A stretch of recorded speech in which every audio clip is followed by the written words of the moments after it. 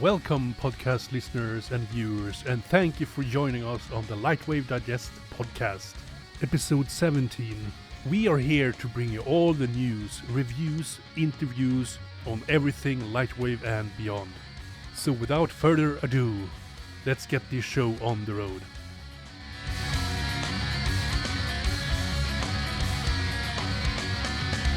Welcome everybody to this month's LightWave Digest. I hope you're all buckling up because we've got an exciting guest again this month. We've got again Lewis back again, one of the most talented, I think, lighting artists that we have in the Lightwave world, as well as, he's an all right modeler, it's passable. Before we begin, of course, I think we'll dive into what's new and interesting this month on Lightwave World. Yeah, and I would want to check out, well, first of all, it's actually a sad day to actually talk about this. Because Modo, you all remember Modo, right? That's very sad. It's actually been discontinued. Yes, it is a little bit. Life. Yeah. It isn't. You don't want to gloat. I mean, LightWave technically didn't outlive it at all because we very nearly went away completely for good as well. You never know. Modo might have life beyond the grave yet. Who can say? Yeah. It'll depend on what deal anybody does. It was a very unique and powerful product based on LightWave. Of course, it was good. That's right. So one of the things that is positive to talk about is the fact that LightWave Digital have made a competition for yes, they did a competition for Halloween this year. Halloween, yeah.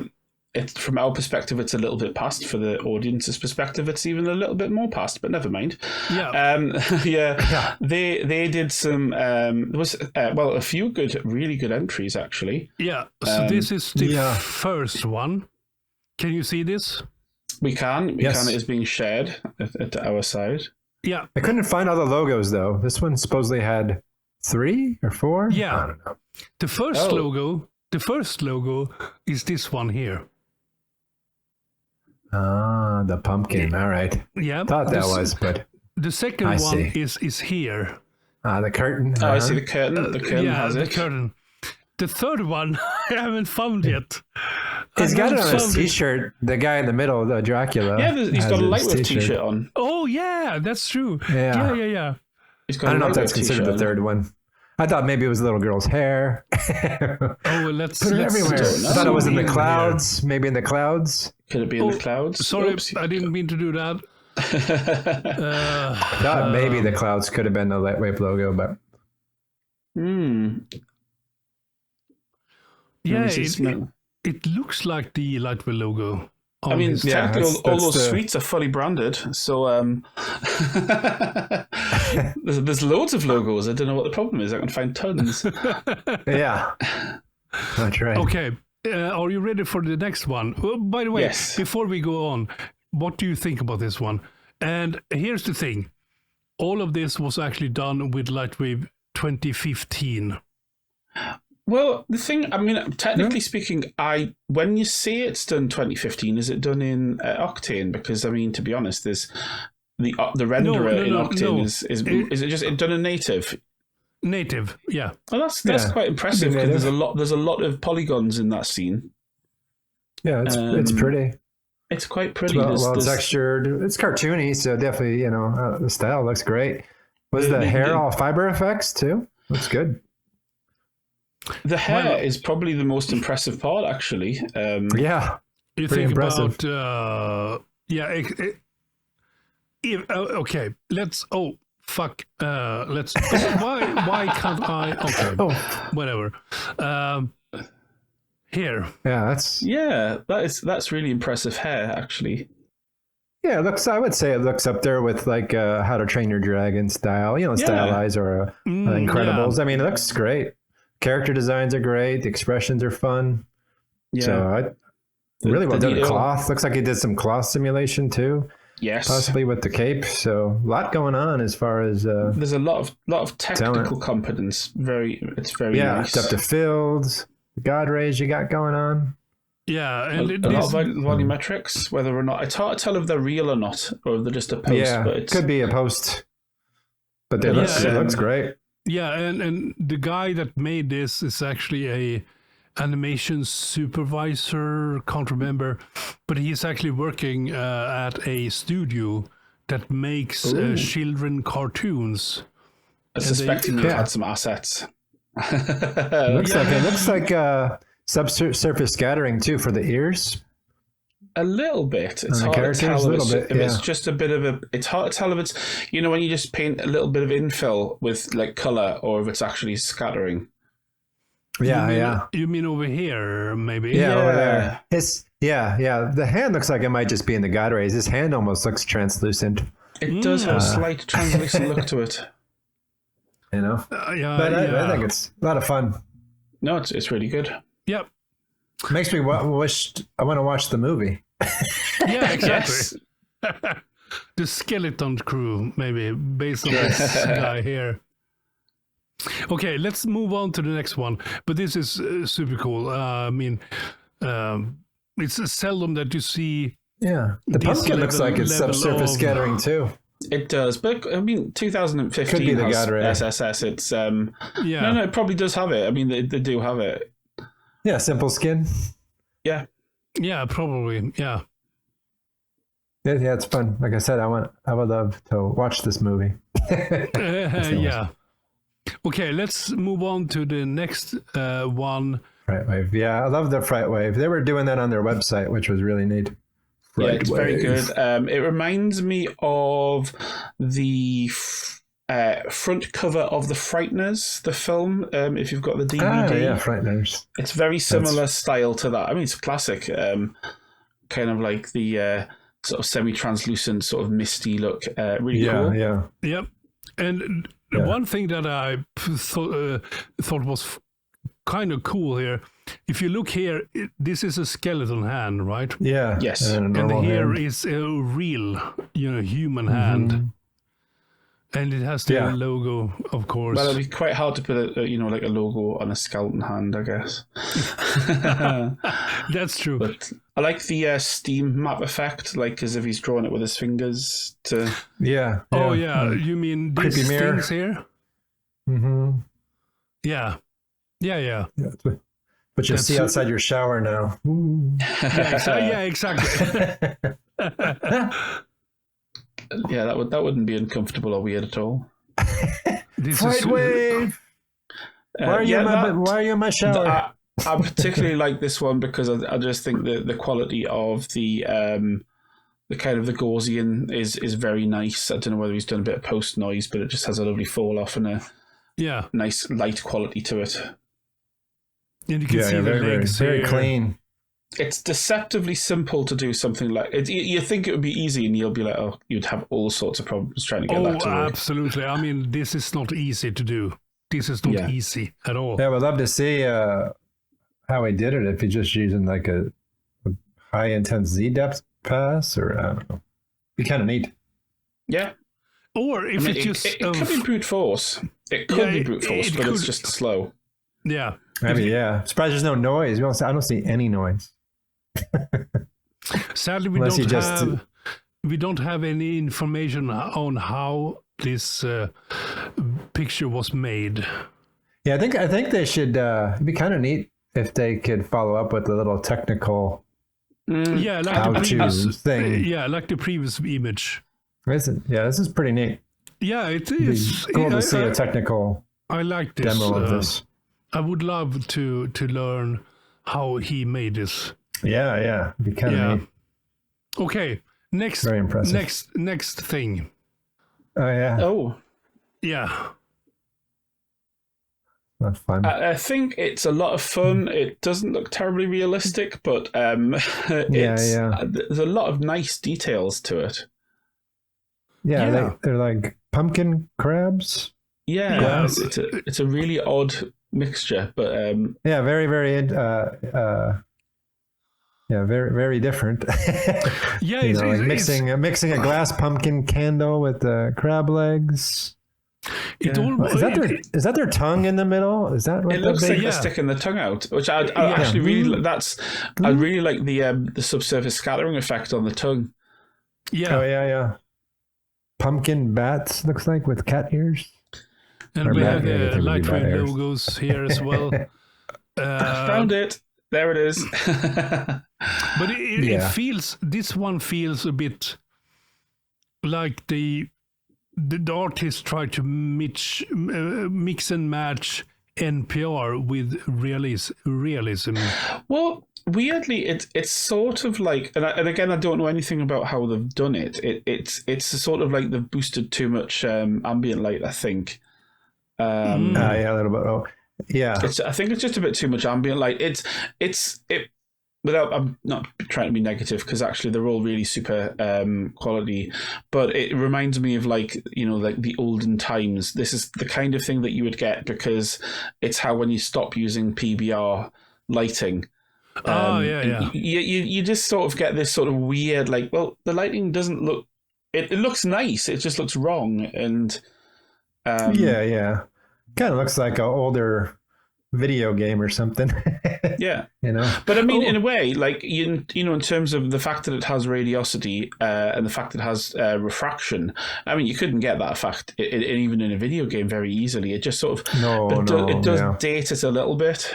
Yeah. And I also noticed just makes me want to play Mario 64. I also noticed this kind of detail. You can't see it over here, but it seems like it has a candle. Yeah, there's a candle inside of it. Inside of it, right? Yeah. Wonder what this. What was he smoking when he came up with these designs? And he's got candy canes on the ground too. It's like, interesting. Yeah. But it's still a submission, and it looks. I mean, the rendering looks really good, and the bats. Whatever they are. Yeah, they're fun little pumpkin bat things. Yeah. Let me. Yeah, he's got quite an imagination. Yeah, absolutely. Now the sign says, just says happy Halloween. Yeah. Gotcha. I wonder what if he wanted a Nightmare Before Christmas thing or something with the candy canes. I think it's a little bit of a mixed concept, really. Yeah, we'd love to know what his thought was. Like, the only thing that draws me out of it, I have to admit, is the material on the white marble is far too polished. It just looks wrong. You mean this stuff here? Yeah, well, it's obviously meant to be sort of like a white marble, but it's just got crisp highlights, which just sort of looks weird. And the tiles look really clean too. Yeah. So. Oh, the tiles. You mean? And I don't think they would. No, the floor tiles. I don't think they would put the floor tiles in a modern pattern like that. Yeah, it's such a cathedral looking kind of a church. Oh yeah.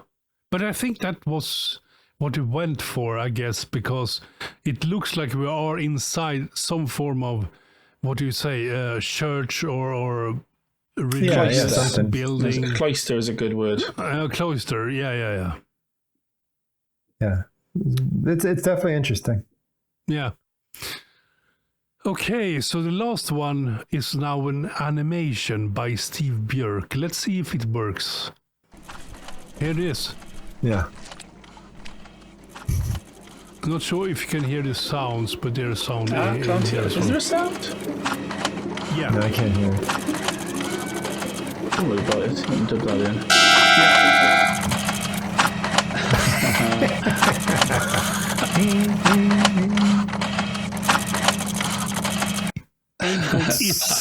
That was IT. It's a play on the IT crowd, isn't it? And the printer's bleeding? Is that what's going on? I think it's kind of meant to be like that. Yeah, I think the printers are actually... you can see blood coming out. You can see it's sort of water. blood-like, but I guess obviously it's meant to be implying it's printer ink. And if that was actually happening, I think you'd be having like the worst day. Like, oh, ink everywhere. Yeah. Did he use flow? LightWave flow? Well, if that would be ink, it wouldn't be as floaty as that. Though. I don't know. Actually, it does look like a real fluid sim, so of some kind. Yeah. Right. So he's possibly been playing with the new, because it comes with LightWave now, you know. Yeah, that'd be kind of neat if he said, "Oh, I used flow." But I don't know. Well, we could maybe ask him sometime soon, perhaps. I don't know. It's fun. I love the old. You know what it is? I've just spotted 3 spoilers in that. Did you? Yes, I've spotted 3 spoilers. Not spoilers, but like little nods. So do a freeze frame on the end, right? Because the computer. Nice. And actually, it reminds me of maybe we should get him in. So if you get on the no, not the computer. Yeah. So you've got an Amiga format mug. So that's Ben Vos there. Oh wait. Yeah, see if you can freeze on that. Right, so pause that on that frame. For fuck's sake. I'm terrible. Pause. So you've got a video toaster mug. Video toaster and mug. I don't know if you guys know, but there's a friend of mine, Richard, and he does a weekly game on Facebook, and I think he runs it on what's that? You know, the business Facebook. I can never remember the name of it. I hardly ever use it. I use the Facebook one, and it's called Fake or Real, where every week he posts an image on Friday afternoon and says, "Is this CGI or is it a real photo?" And it's quite fun actually. It's always interesting to see what. Yeah, it's a fun little thing. So maybe we should get him in at some point as well. Actually, he'd be a fun guest to get on. Yeah, that'd be cool. You can tell us all about his fake experience with Fake or Real, if nothing else. It's quite fun. I think he's mostly a lightwave artist because learning new things is hard. No one's got time for that. No one's got time for that. But yeah, I know Steve's. He does play with Blender, so it might well be just flip fluids that. But he's obviously still uses lightwave as well. He's got to use flow. It could be. I'm just trying to see. Otherwise, it doesn't count. Sorry. Yeah, put it in the bin. The trash bin. You've been. We're British. Yeah, we're British. It's the bin. It's the. Actually, that's a classic 90s style printer as well. Oh yeah, all of it's pretty classic. Everything is 90s here. Yeah, everything looks like my one of the things first LightWave computer. One of the things that I actually reacted on is that these things here. Oh, the bays? Yeah, the bays. Yes. Uh-huh. They are actually 2D and not 3D. Fire them immediately. Oh, it's just hand back your medal. He just took a sticker, CD drive. He got the 3 1/4 floppy. He's got an extra bay for an extra hard drive. That's good. It is. Although I am being incredibly anally retentive. I think the ratio between the floppy disk and the CD drive is wrong because I think the floppy disk is a little bit wider. No, it isn't actually. The scale is actually correct. Yeah, that's correct. I think the floppy disk should be a little bit wider relative to the CD writer. Yeah. Because I've stared at the stupid things for like 20 years of my life, so it's burnt in on my retinas. So, but that's me being incredibly pedantic. It's a lot of fun. Yeah, he should have had a zip drive or a jazz drive or something. Yeah, exactly. Or the 5 1/4 floppy. That would have been. Or the LS 120 that I used in my Amiga, 120 megabytes. You know, at least we know that all the people who would listen to this would know all this shit. Yeah, know what we're talking about. Yeah, we don't even sell it to them. We don't.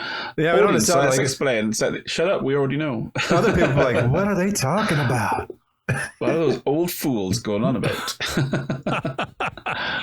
Yeah. What's floppy? What's wrong with your floppy? Oh my god. for now. Well, do you know if is LightWave Digital did any quick sale about the Moto? I think they would get some users. They're doing a Black Friday sale at the moment, but will this be out in time for that? Like, as in, if we go, hey everybody, get excited, Black Friday sale, and it comes out like next week, and then it's like, well, never mind, you missed it. Black Friday sale last week. I actually got an email today that said that. There's a little message in the Discord as well. LightWave I noticed. Yes, in the LightWave, the official one, to announce that they're doing a Black Friday sale. I mean, everybody's doing a Black Friday sale. We're doing a Black Friday sale. I imagine you're probably doing a Black Friday sale. We don't even live in America. I'm very confused. I don't do that. Thanksgiving. I don't do those sales. They have to pay full price. It's too much work. You'll pay full price and you'll be full price. And you'll love it. But anyways, with this all said and done, I think we should hand over to the interview with Lewis. And again, please don't just listen to this. Actually watch it, because he's showing so much stuff about Octane. Cool. Enjoy everybody, and you know, watch this exciting. Happy November. Yes. Hello everyone, and welcome to another special episode. Today we are talking to Lewis, who was one of the first guests we had on this podcast, and it's been over a year since he was a guest, so we thought would be cool to bring him back and let him talk about some cool projects that he has been working on. And he's also going to show some Octane stuff as well. So take it away, Lewis. Welcome, by the way. How have you been? Hello. Thank you for having me back. Yeah, I'm pretty good. Yeah, worked my projects all year, so yeah, it's really nice. And I even had a small vacation, like 2 weeks recently. So I'm back to business now. Oh, nice. Yeah. You know that feeling? Yeah, thanks. You know that feeling when you go out, you are waiting, when is my vacation? And then when you go to vacation, then you're thinking, I would like to render something. Yeah, can I turn on my computer remotely, fire it up, do a simple test scene and send it to myself while I'm on holiday? At least model the cube, something. Yeah. After like 7 days, not in the first, but after 7 days, you start missing your computer. Wow. What did you do on your vacation, by the way?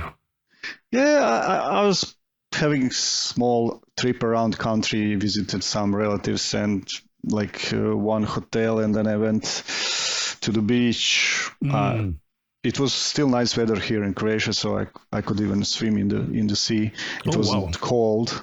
And then last few days I went to Hungary, to Budapest, because I've never been there, and it's so close, like less than 300 kilometers from where I live.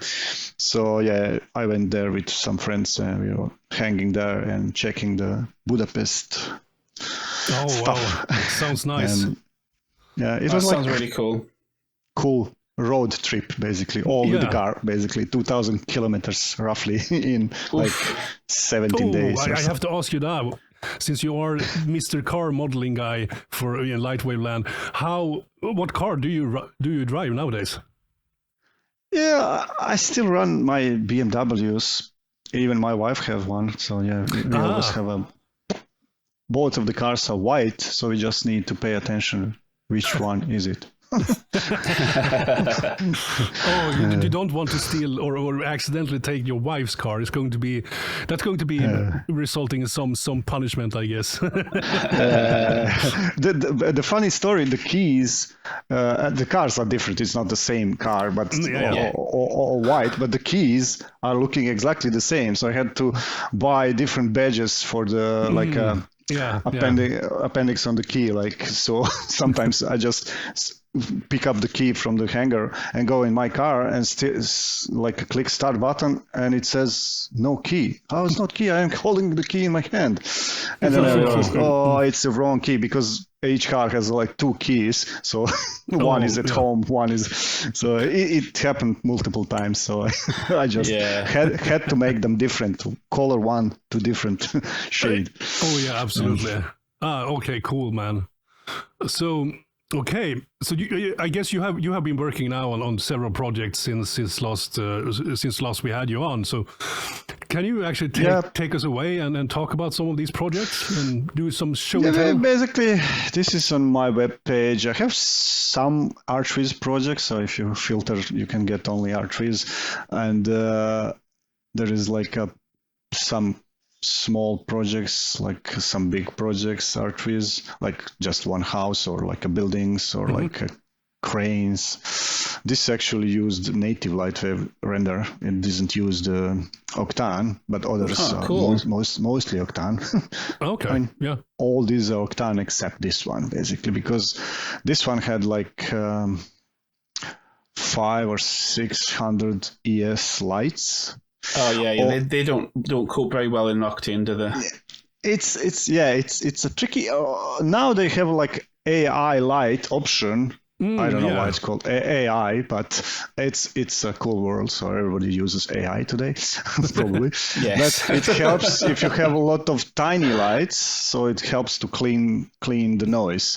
But Octane doesn't have like a real world measurements for the lighting. You just have like some kind of power, and I need lux or lumens basically, which has, because this uses exact lights, IES lights, so the measurement of the intensity of the light has to be precise, because this is not to make it look fancy, it just needs to be exact how it's going to happen, so the investors see, is that even going to work or not. You can always dress it up in 3D, but that's not the point of this project. Basically, because you tell the investors it's going to be completely lit up, and then they see it and it's got three little bulbs in it, and it's like, well...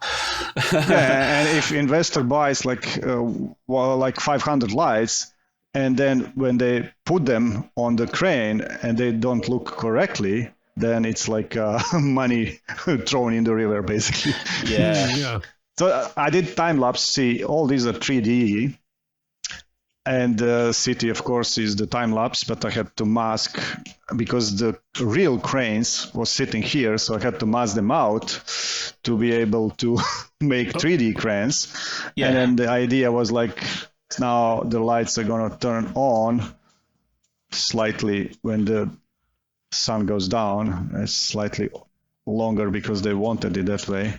And the funny story, we had to do it twice over 2 days. See, this one is now turned on like 100 or more lights, and the next one, and the next one, and then this one is going to be, see, it has like over 500 lights, and they are real ones, but so the funniest story, see, when this like ship goes, in the first take, you like take the like a camera on the tripod from the location and then shoot like time lapse, right? Because I had to have a time lapse. Yeah. And in the first take, in like after 3 hours, because it's like 4.5 hours time lapse. In like after like 2 or 3 hours, there was like a cruiser coming in. Complete shot ruined out. So we had there was a big cruiser parked right in front of everything. Great. Yeah, it like goes like here, and you don't see half of the cranes anymore. I was like, oh god, we need to do it again, and then tomorrow. So, and this one was also surprise, but it was like smaller, just about under the crane. So. Yeah, I left it there. It sells it more than anything, actually, doesn't it? Because The thing is, I was like, was this actually added by you guys in 3D? That was the first thought I had.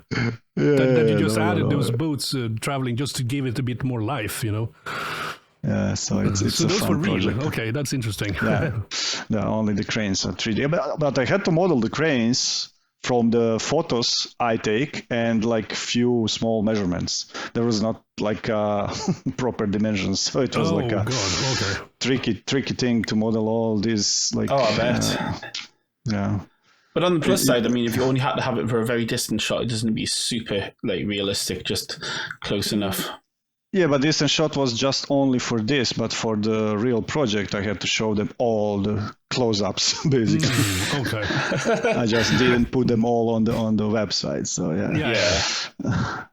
But yeah, okay, cool. So let's move to one of the smaller projects, like a standard ArchViz stuff. You have like a apartment, like a flat, whatever, how you call it. And then you need to render like few rooms. So basically, see, I have like Oh, wow. Okay. complete, you get the layout from the architect, and you need to like put all the furniture, all the like everything basically. Yeah. Do you, So a question here, modeling wise, do you use LightWave CAD for this sort of modeling? yeah, I use LightWave CAD, but not for the walls. I mean, it's easy to model them with LightWave also, so it doesn't really. I mean, you just extend, drill, bend, glue, whatever. It's not really fancy, but for the like a trims around doors, like a side skirts, trims. The profiler from LightWave CAD is like a great thing for stuff like that. It's super easy. So yeah, let me show the render, because see, I have like multiple camera angles, but the funny part, it's a cool option of Octane. See, my camera is outside of the apartment building, whatever. Yeah, I see that. Because when you have a small room and you put the camera inside, if you need to like show more, like you need to use like 60mm lens or something like that. Yeah. So it looks like a frog perspective. It looks ugly. Yeah, and if you do too wide angle, it looks really ugly. Yeah, wide angle, it doesn't really sell it. And see, this is using, the camera is outside, but it's rendering from like 1 meter away from inside. So I tell the Octane, that's the great feature. We don't have that natively, sadly, but maybe one day. See, there is an option in the camera, see? It says like a near clip depth. Ah, yes. Right, yes. That would be a good feature to have in LightWave. So I have it like on this frame, my camera starts rendering from 2.65 meters. Yeah. And if I like change this like to 0, what would happen initially? Just a wall, it's I guess. Gonna be like I'm outside. Of course. Yeah. So you cannot render it. So 265, and now my camera is like rendering from exactly behind this couch, like from here. Yeah, you had a cross section, but you don't let the light inside, because usually if you remove the wall, it's completely different lighting. That's not going to work. Yes. If you take away the wall, you would get different lighting. But and that's a nice feature. You could probably do that with ray, a clever ray setting, but I would have to think about that. You know, like sort of visibility to camera clipping or something like that. Yeah, maybe there is a way. I just didn't find it, but in Octane it's so easy. It says if you clip do distance. And see, I have like, this one, camera is inside because it's in the corner, it's easy. But the next one, so the most tricky parts are like rooms, like a bathroom, which is small usually. Oh, yeah, see, terrible. Like this one, see, my camera is completely outside of the room, see? It's there. I render it behind the kitchen elements, but I start rendering like from here.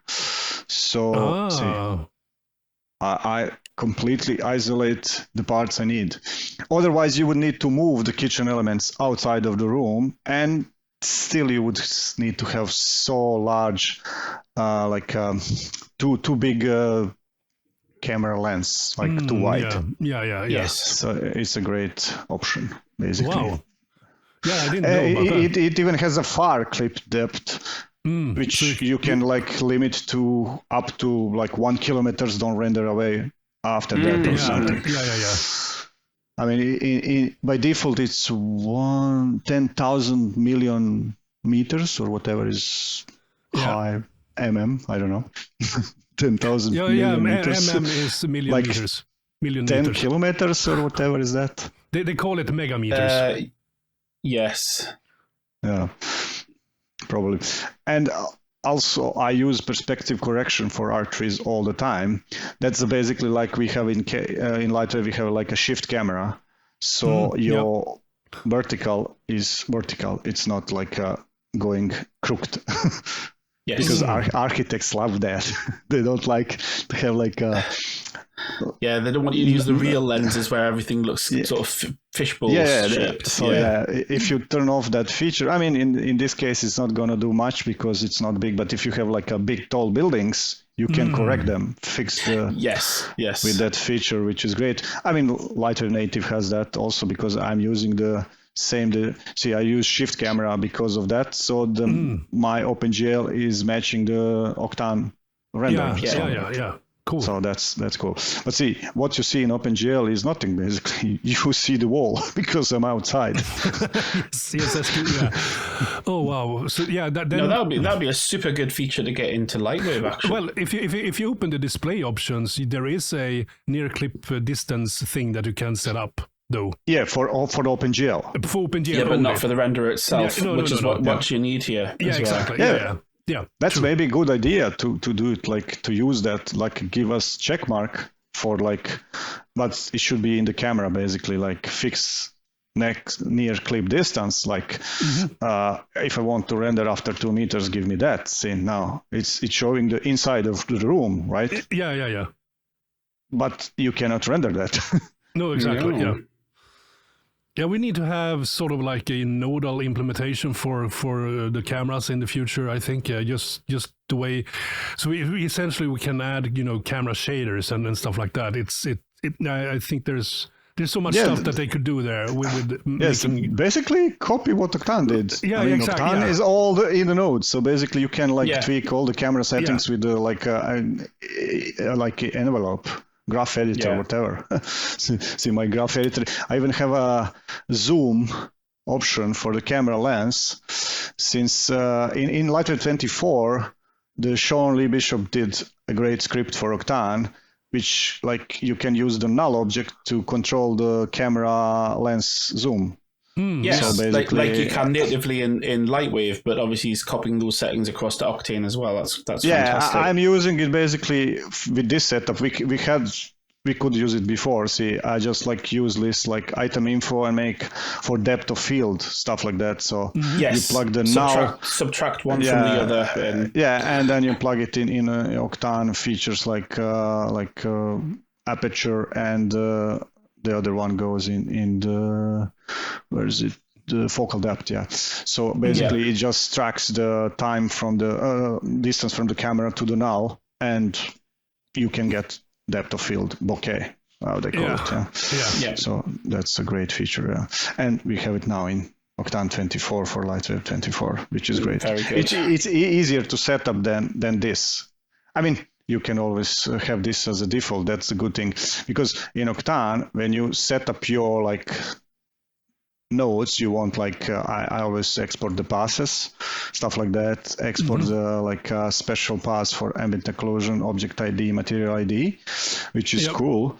Then you can tweak the stuff in like Photoshop or whatever you use for the final rendering, comping, whatever, Z depth to get like a motion, like a bokeh in post, if you wish. And it's similar to LightWave, so you can check all those like info channels. Separate all the channels out and adjust them by hand if you need to, basically. Yeah, exactly. And you can export them like with one single multi-XR file.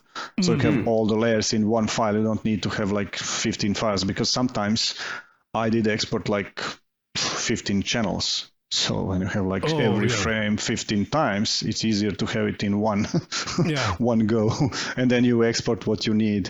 But you have them all just in case if you need it for some kind of weird masking or stuff like that. So that's like a does Octane, a question there when it comes to masking, does Octane come with Cryptomat as well? Yep. You have a CryptoMat. Yep. Oh, whoa. It has very good. it has a separate path for CryptoMats. Just need to load this. It's probably frozen with the screen share. Let's continue with the new scene. Yes. Ooh. So this is the. Let me show you like from perspective view. Now this one is light scene basically. Oh, yeah. And this is one, my friend, basically, he's an architect. He's had an idea to create a small box house, which is like 2 by 2 meters inside. So like 2.4 outside. And it's like a vacation house. You put it somewhere in the woods or whatever. And you can have like a multiple versions. This one is concrete, then you can have a wood inside, a bed inside, and similar stuff. And let me show, I still didn't have it on my website, but I can show you the final product. We're still trying to edit the audio, but I'll shut up now so you can see the animation and maybe hear the sound from my speakers.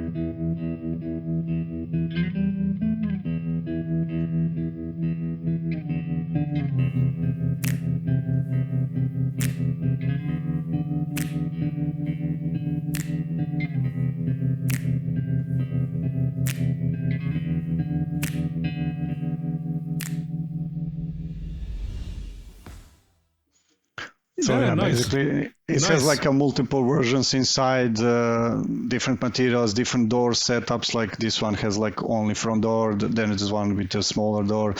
We had to render a lot of same camera movements so we can do it in post, so we can like split. So I had to render every single one, like maybe 700 frames. So I have like 2 full turns on each one, and the fire and stuff like that. So and then just blend between the different versions in post. Yeah, type of thing. yeah. Basically, that was the hardest part to find the version to blend. We could make it shorter, but the problem is then you don't have like a full turn. So it looks crazy. Like in this case, see, I had like a different environment. So yeah. So it's just environment is the switching and the camera movement is completely the same on every single thing. And then it has like you can put the chair, you can put the bed and the fire in the woods. Yeah. It's like, you know, when architects dream. Basically. Yeah, well, apparently in architects' dreams, they never need to go to the toilet. But how do you mean that there is a woods around you? Yeah, sure. Yeah, well, yes, but not that one on the island. You could go maybe go into the sea. Or the cliff. You can always sit on the cliff. Nobody's going to see you. I mean, you are alone here. That's the point. You're all alone. See? Yeah, with no running water on it. It's gonna roll. It's gonna roll. If you think about something.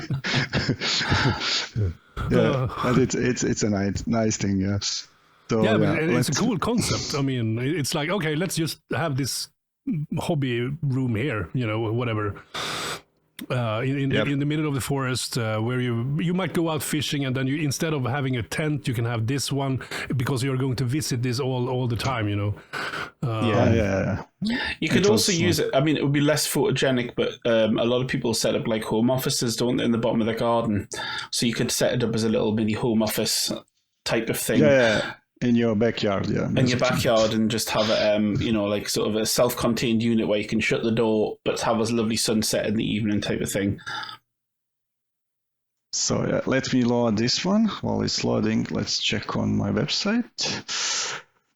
I don't know, did we show this one before? But not that one. I believe so, yes. Yeah, I think remember that. I do remember Yeah, something. we covered this one, but I think this one was after that.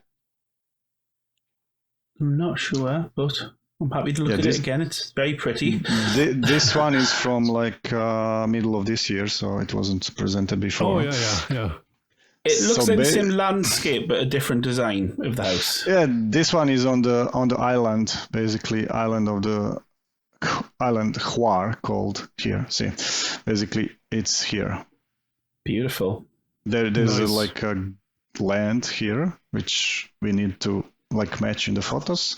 Yeah. And this house would be like a huge, like dimensions of this, like a triangle is 45 meters by 45 by 45. So like huge house, because this land is huge, basically. See, this is the tractor. This small thing is the high tractor, which we like put for the scale, basically. Yeah, it looks like a land yacht almost, doesn't it? See. Yeah. It reminds me a bit of something like Zaha Hadid, the famous architect, would do.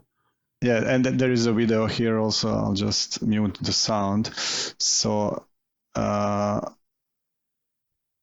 funny part is this used like new LightWave features for placing all the grass and bushes. I used that new paintbrush. Oh, the paintbrush tool, excellent. Ah, nice. How Yeah, did that? for all this basically is painted with the brush. Did it feel good? Did it feel organic to do that, or was it very slow? Or how was it? Yeah, it worked. It worked fine even with the high poly, because these things are really high poly. Like only the wines are instance, like a regular instance, which I use like array because they need to be straight in the rows, basically. Yeah, of course. Yeah. Yes. And all these bushes on the slopes and stuff like that were made with the paintbrush, which is like nice. Behaved fine.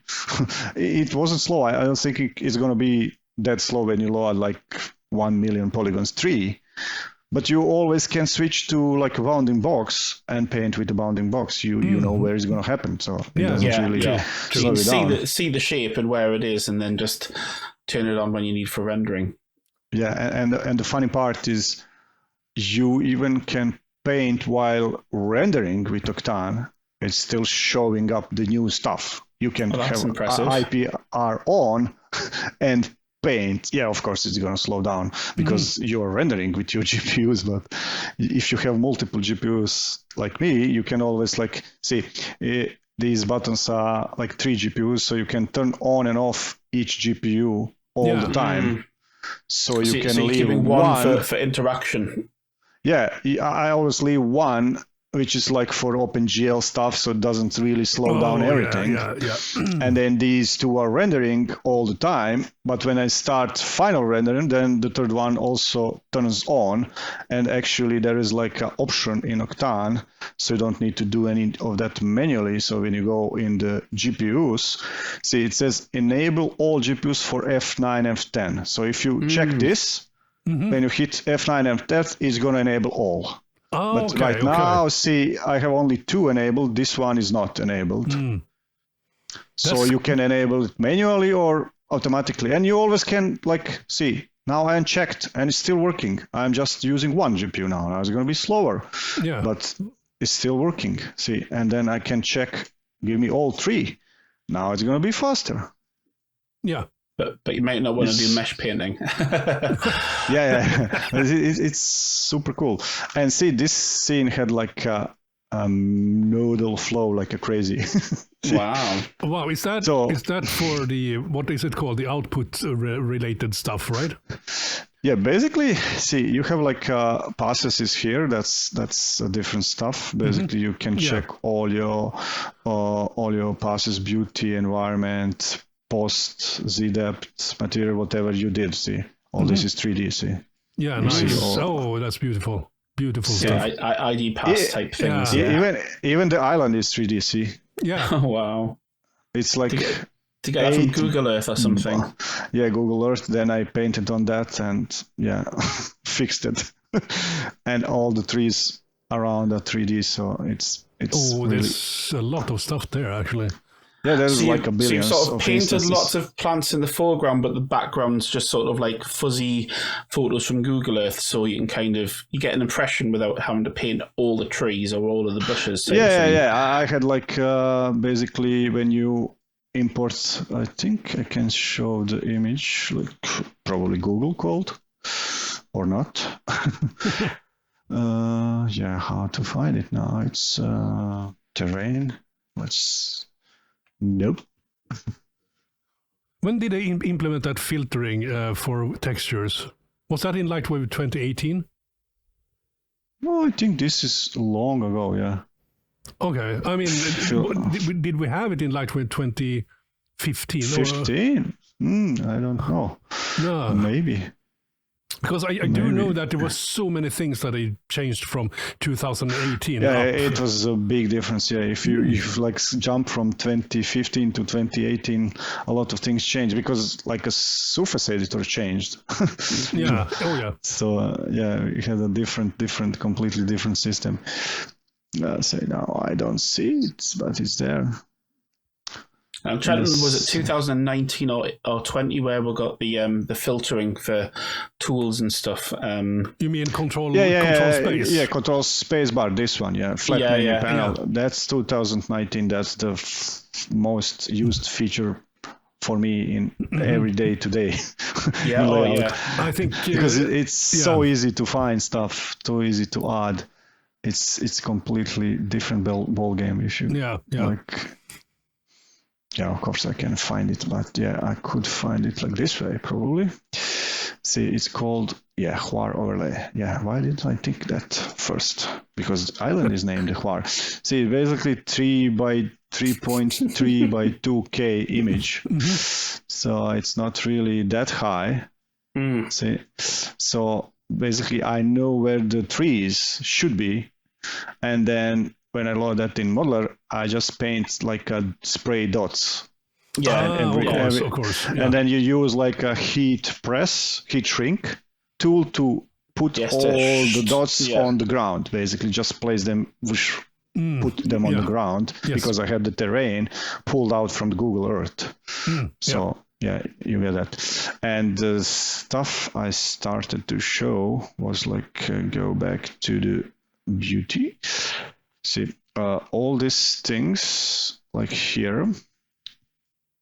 See, I have like that's the cool part in the nodal. So I have an exposure, glare, and the sun position like hours for every camera. See, this is for camera animation, camera 1, camera 2, camera C. So in this case, when I'm rendering, let's see which camera is now, like switch to camera view. See, like this is like camera 11. So the camera 11 is connected, see, in the exposure, in post-processing, in the max samples, everything. So if I want like to switch to different camera, like because I had them all, see, I need to switch all these like exposure, plug into exposure because it's a different one. Oh, okay. And then glare to glare, and that way I can have all my cameras here and all the settings are different for each camera. So you just need to, instead like having like multiple scenes, because this scene loads a long time. Yeah. So this is faster than reloading the scene. Yeah. I mean, I suppose could you not just clone the camera with different settings in it, or was it just... Yeah, but it's not the camera settings. It's like a post-processing exposure settings. Yeah, that's the key. So Octane sort of simulates like real lens cameras, as in how they transport light through the lens and stuff like that, right? Yeah, and you have like this post-processing, as they call it. So if you don't know, physically see this glow, basically. Yeah, that's the glare power. So if you change the glare power, it's gonna have like different settings. Like, are those settings groups for different times of day? Yeah, because in some I animated see the animation for the hour of the sun. Yeah. So if I go here and plug in the hour, see this, and then in the graph editor, in this case it's like 19.1, like that's like 7 p.m. Like if I tap in 15, now the sun is brighter. Basically, it's not going to be so dark anymore.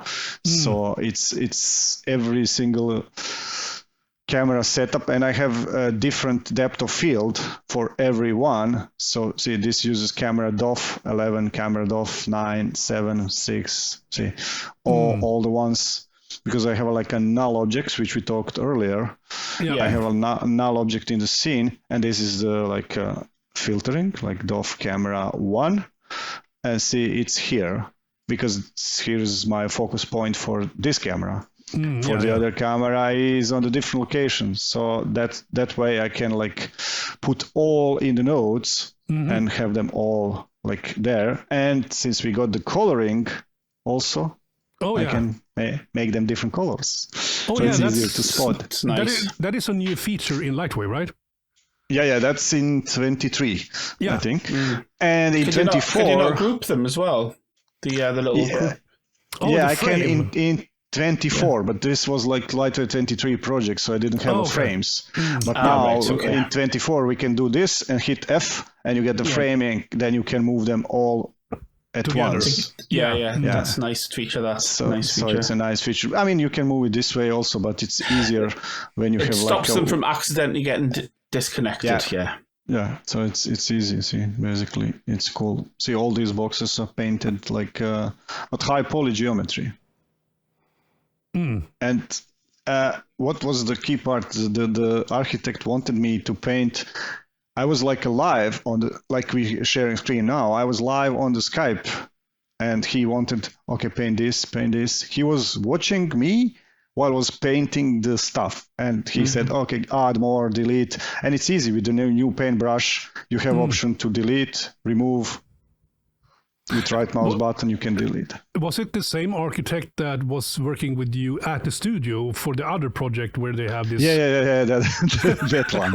Yeah, because he likes that. He wants to have all controls, which is fine. I mean, then he gets exactly the projects he wants. Yeah, of course. That should be like. Well, you must have a model building brain where this is where I want that tree to be exactly there. You know, they often build little maquettes. Now you've got these 3D versions. Yeah, they want exactly on position. Let me find the instance geometry, instance polygons. I have it on the second screen. Let's see, this one is basically... I place another mesh below the one which I'm deforming. In this case, it's just deforming the textures to get the nice bump maps and stuff like that. So it's visible. Like see how these rocks deforming. That's a nice feature. Like a displacement texture. Displacement, yeah. So you just need to have high poly. All these rocks are displacement texture. You don't need to model the rocks, which helps definitely. Yeah. But when it comes to Octane, doesn't it have a sort of like a sub-pixel subdivision for instances, like high density textures? You don't really need to have like high density. You don't need so much poly. See. Yeah, exactly. How big the polygon is. See, I'm not subdividing the mesh like hell.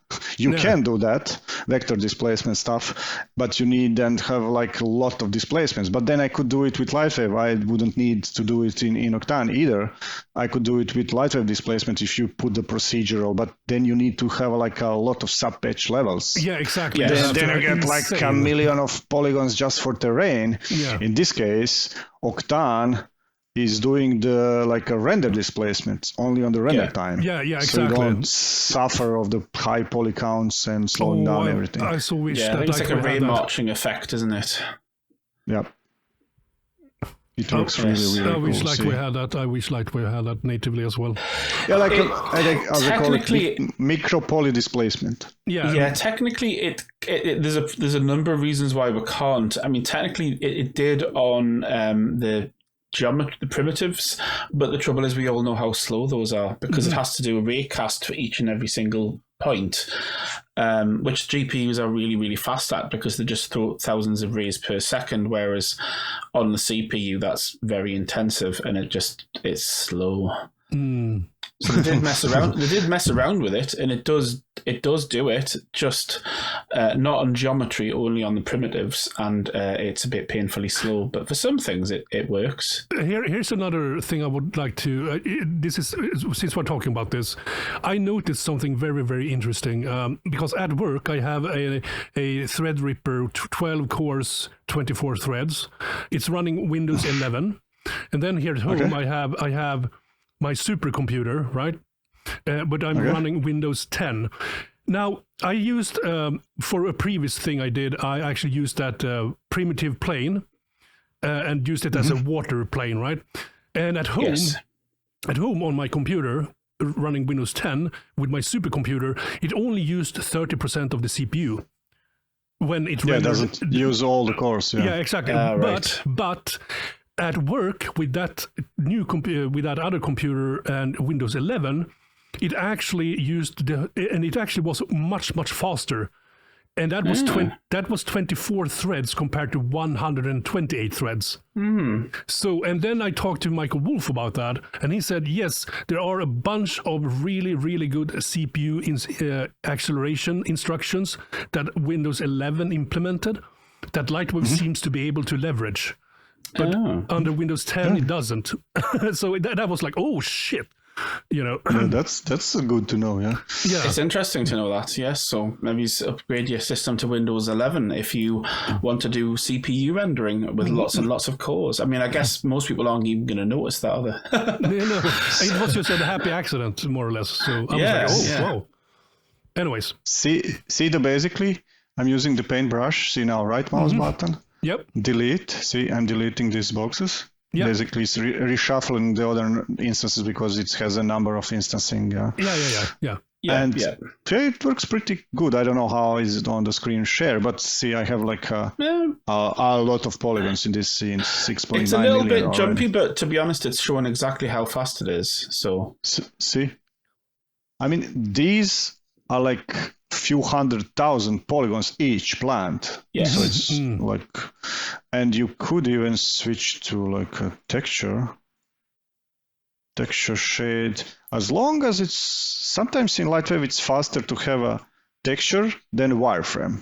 Yes. Yes, sometimes So it is. it really depends on the GPU, and if you have transparency, you need to turn it off in OpenGL. Yeah. Because I did paint, but I sometimes if you switch to points, it's gonna be fastest. But then you don't see the height of your like see, if I have points, it's gonna be super fast, but I don't see what's the height of my plants. So because those could be like 10 meters tall accidentally. You need to see them basically, and then so it was like, see how many of them are. So much. That's crazy. So man. much. That's crazy. But I mean, it's amazing to see that's one of the strengths of LightWave. Yeah, it works fine.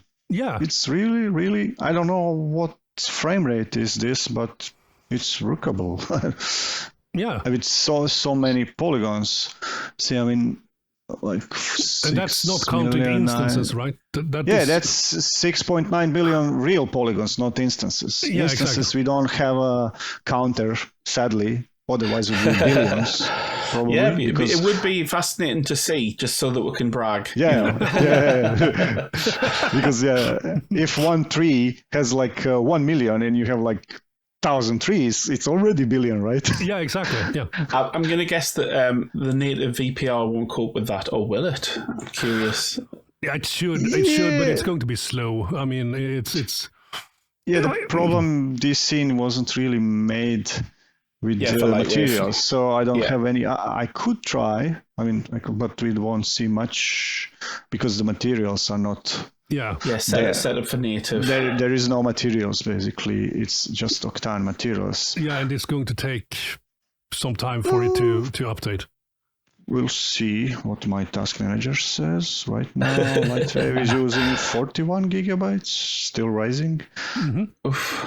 That works so far. It's how much memory do you have on your? I guess this is your main workstation. Yeah, my workstation 256 gigabytes. Yeah. Oh, nice. I think it's just rendering black, isn't it? Yeah, it's rendering black. There is no lights. Nothing is there. Ah, okay.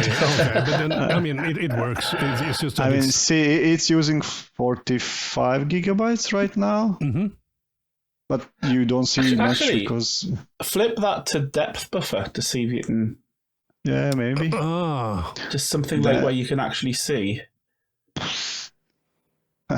Probably the scale will be wrong though. Oh yeah, too close. Maybe geometry. Oh yeah. Yeah. See. Mm-hmm. It's there. It's actually coping quite well, isn't it? Yeah. It's rendering. It's rendering. What it's CPU not, do you have on terribly bad. I have Threadripper Pro also. Yeah. So how many cores? It's 32 or 16 cores, 32 threads, but it's it's 4 gigabyte cores, 4 gigahertz cores. Oh, I went for the faster single core I could because I'm rendering with Octane, and sometimes when you transfer the stuff with one CPU core or model, it's more beneficial to have like a one faster core than like 60 cores which are like slower because before and of course modeling single threaded as well. So my previous workstation is dual Xeons, and I had like that was like 7 years or 8 years ago, and I had like 44 cores, 88 threads. No, 40 cores, 80 threads, like 2 CPUs, but they were only 2 gigahertz. This like 80 threads, and this one has like 32 threads, and it's 2.3 times faster in native rendering than the dual Xeons. Because it's a different core, different IPC, the processor is much faster. Yeah, exactly. And that's one so of... can you even tumble view? It's not that bad. It's not that bad. It's surprising, but in a way, it's sort of not. VPR is quite responsive, and it will be on this many cores anyway. It's just that the actual rendering won't be as good because of the lighting and the materials, and you haven't got the little displacement. The displacement is the key which would here. ruin the whole thing. Yeah, that too. I mean, there's so many things in this particular project that wouldn't work on native render. I couldn't do the displacement that way. No, exactly. You could paint on millions of little rocks. I could. If if you're using the little spray with like randomizer, it probably wouldn't even be that bad to do. That'd be fascinating, but let's not do it live because it'll probably kill your computer. It would be like tricky. But that's super cool, and also, I mean, I sort of played around with Octane back in the days, when I bought the license when Juanjo had released the first version or something like that, and played around with it. Version 2 for LightWave, that was the something first like one. That. Oh yeah, and it was super, super cool. I mean, back then it was like I had a GTX. I had 2 graphics cards in my then workstation, and I think it was a 720 GTX 720. And the GTX 520 or something like that. Yeah, 760 or something. 750, 60. Yeah. And it was still super cool, fast, But I'm looking forward to the native speed improvements that they hopefully are working on. That fingers crossed. Fingers crossed, but they mentioned like 30 to 50% speed increase because they fix adaptive sampling and stuff like that. So, looking forward to that when that comes out. Hopefully something's coming out soon. Yeah, but since Octane also, you can actually use Octane with one CPU free, right? One GPU, Yeah, one GPU. Yeah. And if you want to have more GPUs, you have to buy a proper license for it. Yeah, but when you look today, one 4090 is really fast GPU. Yeah. So you can do a lot of stuff with the LightWave 23, 24, which includes the Octane Prime. That's the difference. The people's it's a bit confusing with the system on OTOY. You need to understand exactly what is what. The naming of it is very confusing. Yeah, the naming. They already renamed it a few times, so it's already confusing. Does it? Yeah. So basically, Octane Prime is the one you have in LightWave included, also in Blender, in Modo, maybe a few others, I don't know. And it's basically one free GPU tire. You only limitations is you cannot use more than one GPU. You can have more, and it's going to see them. When you go to settings, it's going to see them. And even if you click them all to render, like if you go in options of Octane options, like options, where is it? Plugin options.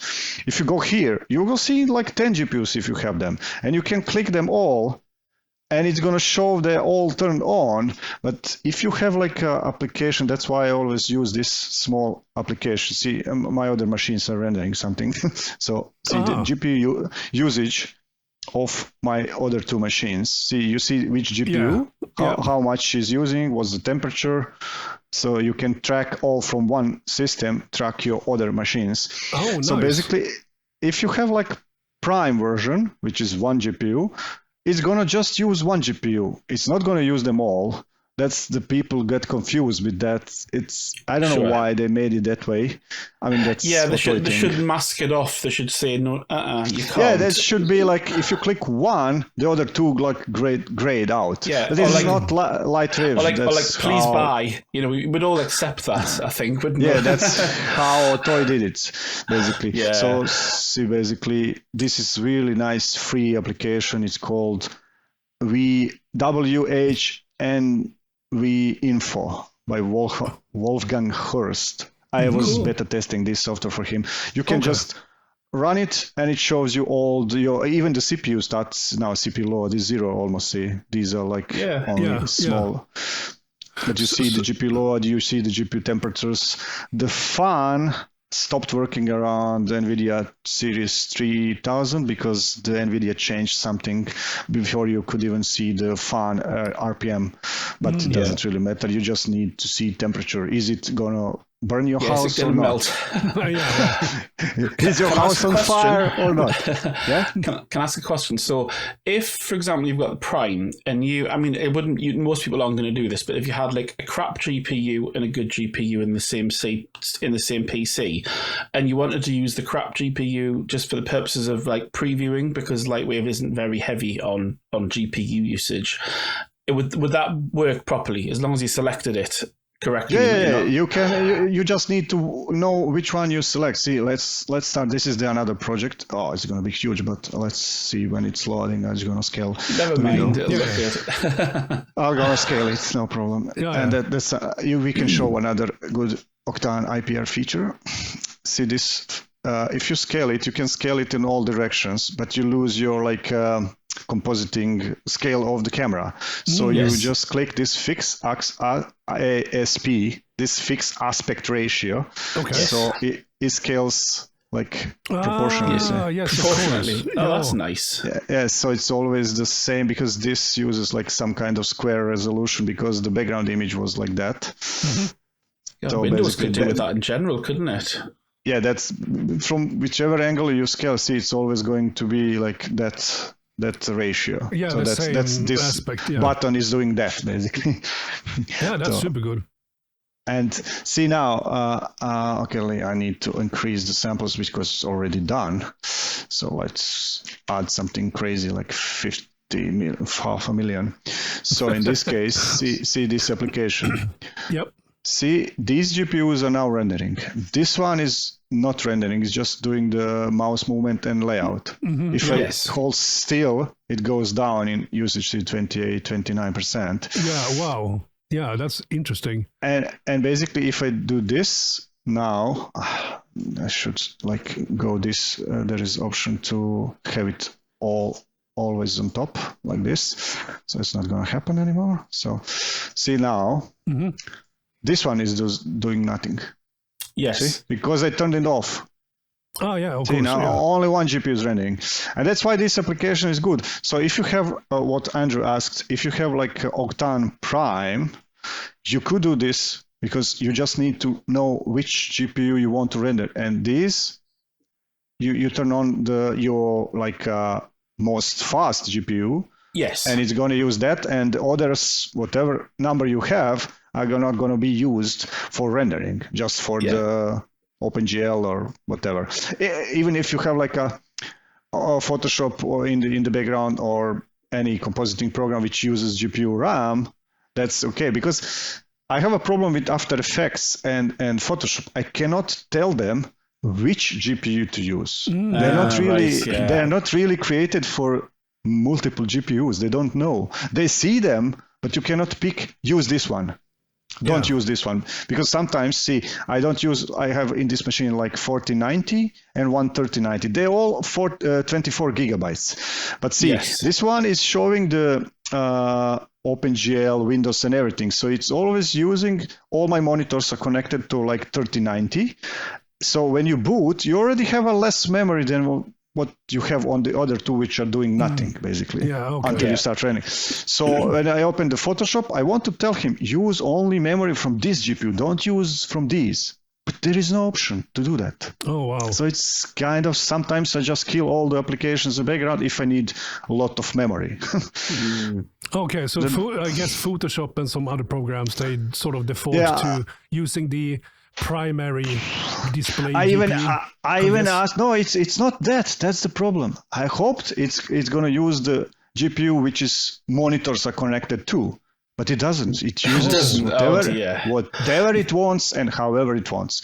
And I even asked on the Adobe forum, said did never get any proper answer how to do that in After Effects, especially. Because After Effects like eats memory like there is no tomorrow. Yeah, and you'd want it to use the fastest one, wouldn't you? Yeah, give me option. In I'm using more and more DaVinci Resolve. I have a studio version, and now even in the free version you can use multiple GPUs. Before it was just one GPU, but now in the studio version you can check which GPUs you want him to use. So that's it. I check all the others I don't want, and that's fine. Yeah.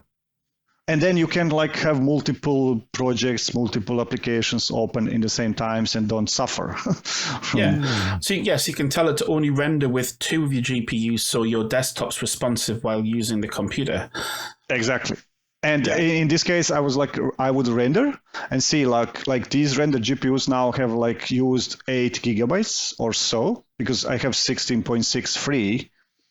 But this one is like, and I would like use this one for Resolve, Photoshop, whatever, but don't take the memory from these, because if the scene is bigger, I'll need more VRAM, basically. Video memory, VRAM, video memory.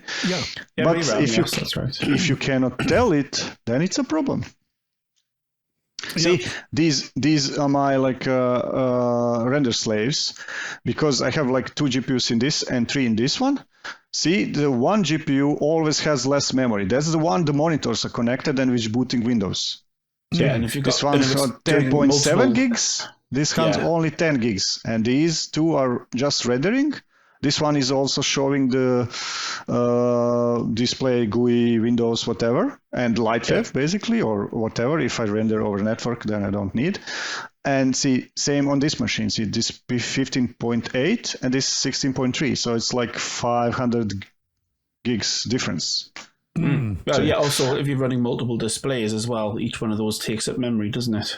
Yeah, especially with multi-displays, you lose and if one of them is 4K. and 2 of my other ones are 2880 by 2560. It's a huge monitors also. So I have like 10K in diagonal, basically. Or horizontal more than. Well, so sometimes you just need more displays, don't you? Yeah, and see how fast this displays. See, this is solving super fast. Of course, this is like camera matching, and then you do in Photoshop all the layers and stuff like that. Material ID for selection. You can select whatever you wish later and do post-processing. and then you get like this. That's basically like 3 buildings in one city, basically. See, there's one building is already there, and they wanted 3 more similar, so I had to place it in the same environment. And match the lighting and the match the shadows, add like a car parkings and everything around, because otherwise it looks fake. Yeah, because if you've got something that's just catching the light off it, it just helps to sell the realism. Yeah, and sometimes you don't have enough time. Basically, in this project, we didn't have enough time or budget, because if you look more close, you know which buildings are new, because see all this, how to call it, ACs on the roof, that's the real building. These have nothing because the architect didn't send me. These are his models, so I could only dress up and make the textures, but we didn't have time, so otherwise I would add, like this one has elevator shaft or stuff like that, so it looks even better, but these are like empty on the roof, which is not going to happen in the real world. Yeah, true. But yeah, if you just present this to the client, it's looking great anyway, so it doesn't really matter. It's not really there to fool anyone. The architects probably aren't interested in showing crap on the roof anyway, aren't they? Yeah, they usually don't like the stuff. Like they want it to look beautiful and pristine to sell the client. That's the thing. Often when you like make, I had like some project where I make like a depth of field. You make like a close shadow object in the distance, and then the guy on the other side says, "Why is this so blurry? I want it sharp."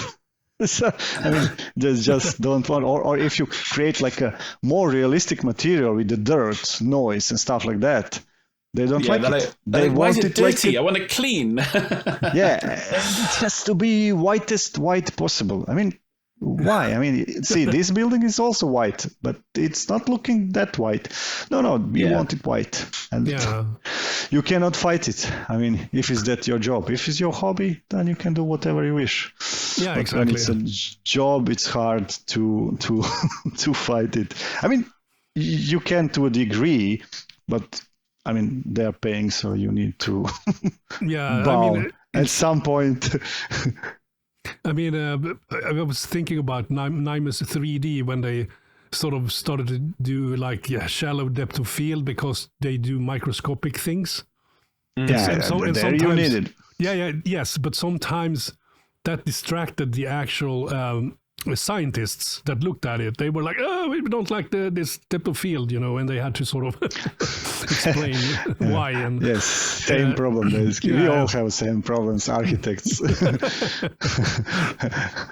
We're trying to make it beautiful, but they want, but I want to see it. And it's like, well, yes, but it needs to look correct and beautiful. But to a degree, you can understand them. Basically, they're not specialized in this what we are doing, otherwise they would do it on their own. They wouldn't need us. So we need to educate them, and they need to educate us in the same direction. They need to tell us, no, that's not how it works. It's a catch-22 though, isn't it? Because on the one hand, they're the experts in that field, but you're the expert in this field, so you need to explain to them, no, it needs to look like this, otherwise it won't look nice. Yeah. And they're like, but I want to see how white it is. So this is another project where I have this. I had the freedom to do all the nice depth of field shots if I wanted. Oh, cool. But I can show you how it looks. Like, let's make it smaller.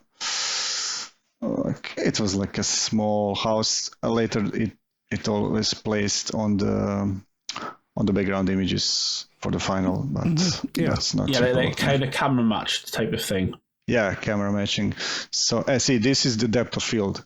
I mean, nice. It looks nicer when you don't have like a sharp plant in your face. Yeah. Right. Of course. And what I do is like with that setup of mine. See, I have like item null is called depth of field, and then you have a depth of field again, and the camera, and you just connect it to aperture and focal depth. And then in my setup, see, I have a null is circle, and it's doing this basically. See, it says 20 degrees. If you rotate like more, you get more blurry image. So if you rotate less, you just need to refresh everything. Now it's no, see, because it's 0. So I can animate this depth of field, and the best part is, so let's say like 50, so it's see, now it's in the same time you have a rotation for the depth and position for the like where you want your focus. The depth of focal length, basically. Yeah. So you just move it where you want it. So where's my camera? Let's find the camera. Okay, it's there. So if my depth focus is here, see, now the background is blurry. Yeah. So you can easily animate like a depth focus shifting. So just animate this around like 20 frames or whatever. And you have depth pulls are often very pretty, aren't they? Yes. And it's almost no taxing to render time in Octane. Yeah, it's slightly slower, but it's not slower because it's slower to render. It can be slower because you need more samples to clean up like small noise. Because see, now you need like few more samples to make it like milky smooth. But for the render time, it's okay. If you have enough samples, you won't really feel it, which is really, really good option and rare, because not a lot of software likes depth of field. Does Octane do a proper bokeh, you know, where you don't have because sometimes it just does like a Gaussian filter, which is just blurring. Can you get it where it gives you those lovely little jewels? Yeah, you have options for the how many sides you want. Like if you want like 5 sides bokeh. You see it here, see? It's more round. See these? Yeah. If I would have like a sun there, I would see them, but there is an option. Oh yeah, you can just see it with a little disc. Yeah, you can even plug the node. Just let me find it. Is it here? Distortion, aperture, bokeh. See, bokeh side count. See? Yeah. Like 160, whatever. How many sides you want, and since all these are exposed here, so you can animate that. So you can plug in the, and that's the cool thing with this LightWave nodal search, like scalar. Say you search for something like content scalar, you plug that here, and it's using the LightWave nodes for these. You don't need special nodes, so you can like animate that or envelope, so you can animate all these stuff, which is camera stuff, which is super cool. Yeah. Can you do? I'm just being annoying here. Can you do anamorphic distortion? Maybe pixel ratio. Yeah, see. Oh, stuff like that. You can play with. No, that's not. You know, anamorphics. Where it goes out of focus, but it goes out of focus non-linearly because when you used to get the old Panama. Oh, what was it called? There was a certain type of lens where it was actually filmed in a non-square, so the blur went in like stretched vertically but not horizontally. Oh, okay, yeah. I've forgotten the name of the camera, but yes, you get like what's called an anamorphic. Depth of field. No, that's the stereo output. Anaglyphic. Orthographic. No. Maybe not. It was just a thought, because you'll find a lot of things that do bokeh will do it. It's just one more setting. Maybe there's just too many settings for it. Yeah, so much stuff. Sure, and so it's a nice project also. Oh, it's very, very pretty. Yeah. And very architect clean as well. It's no dirt at all. Yeah, they don't like that. No bits of moss, no stains on the walls. Yeah, I can show one project which is like not architects, but for the product design. Let's go find it. FC and Mini. That's for the one company from here. They're making it's called Orqua. They're making the goggles for the drone driving, FVP drones. Oh, okay. So that they're like really big, that they going to be very popular now, and they're making the like a controller, goggles, and some kind of special control sort of like a setups. VR like headset that you then use to sort of see what the drone sees as you're driving it. Yeah. Yeah, you see through the drone eyes basically. That's So cool. I have it like here. See, this is controller, FVP. See, these are goggles basically. So it's a cool. Wow. See, Yeah, basically, very cool. Yeah. they thought of everything. These are modules for the antennas, so you have like a bigger reach. So you just pull off this cap and plug in the antenna and stuff like that. It's all modular, so you can buy the segments. See, these even some kind of front LED, so you look like an alien while you're driving. So choose to look like an idiot while doing it or not. The red one is when you actually used it for attacking, I guess. Yeah. Quick, I'll change the color of my light. Yeah, depending on what side of Star Wars are you, blue or red? Exactly. See, and these are some kind of modules I did for them. Also, like they're creating all kind of projects, and then they send me the like a CAD data, and then I dress it up, make the small bevels, stuff like that. See these edges. You don't get them with the CAD. No. So No, Octane has a nice round edge. See how it looks cool. See, it's lovely, yeah. and it's just the shader. So if you like modelled the big edges, but not the smallish ones, just for that tiny. See how Yeah, less cool it looks now.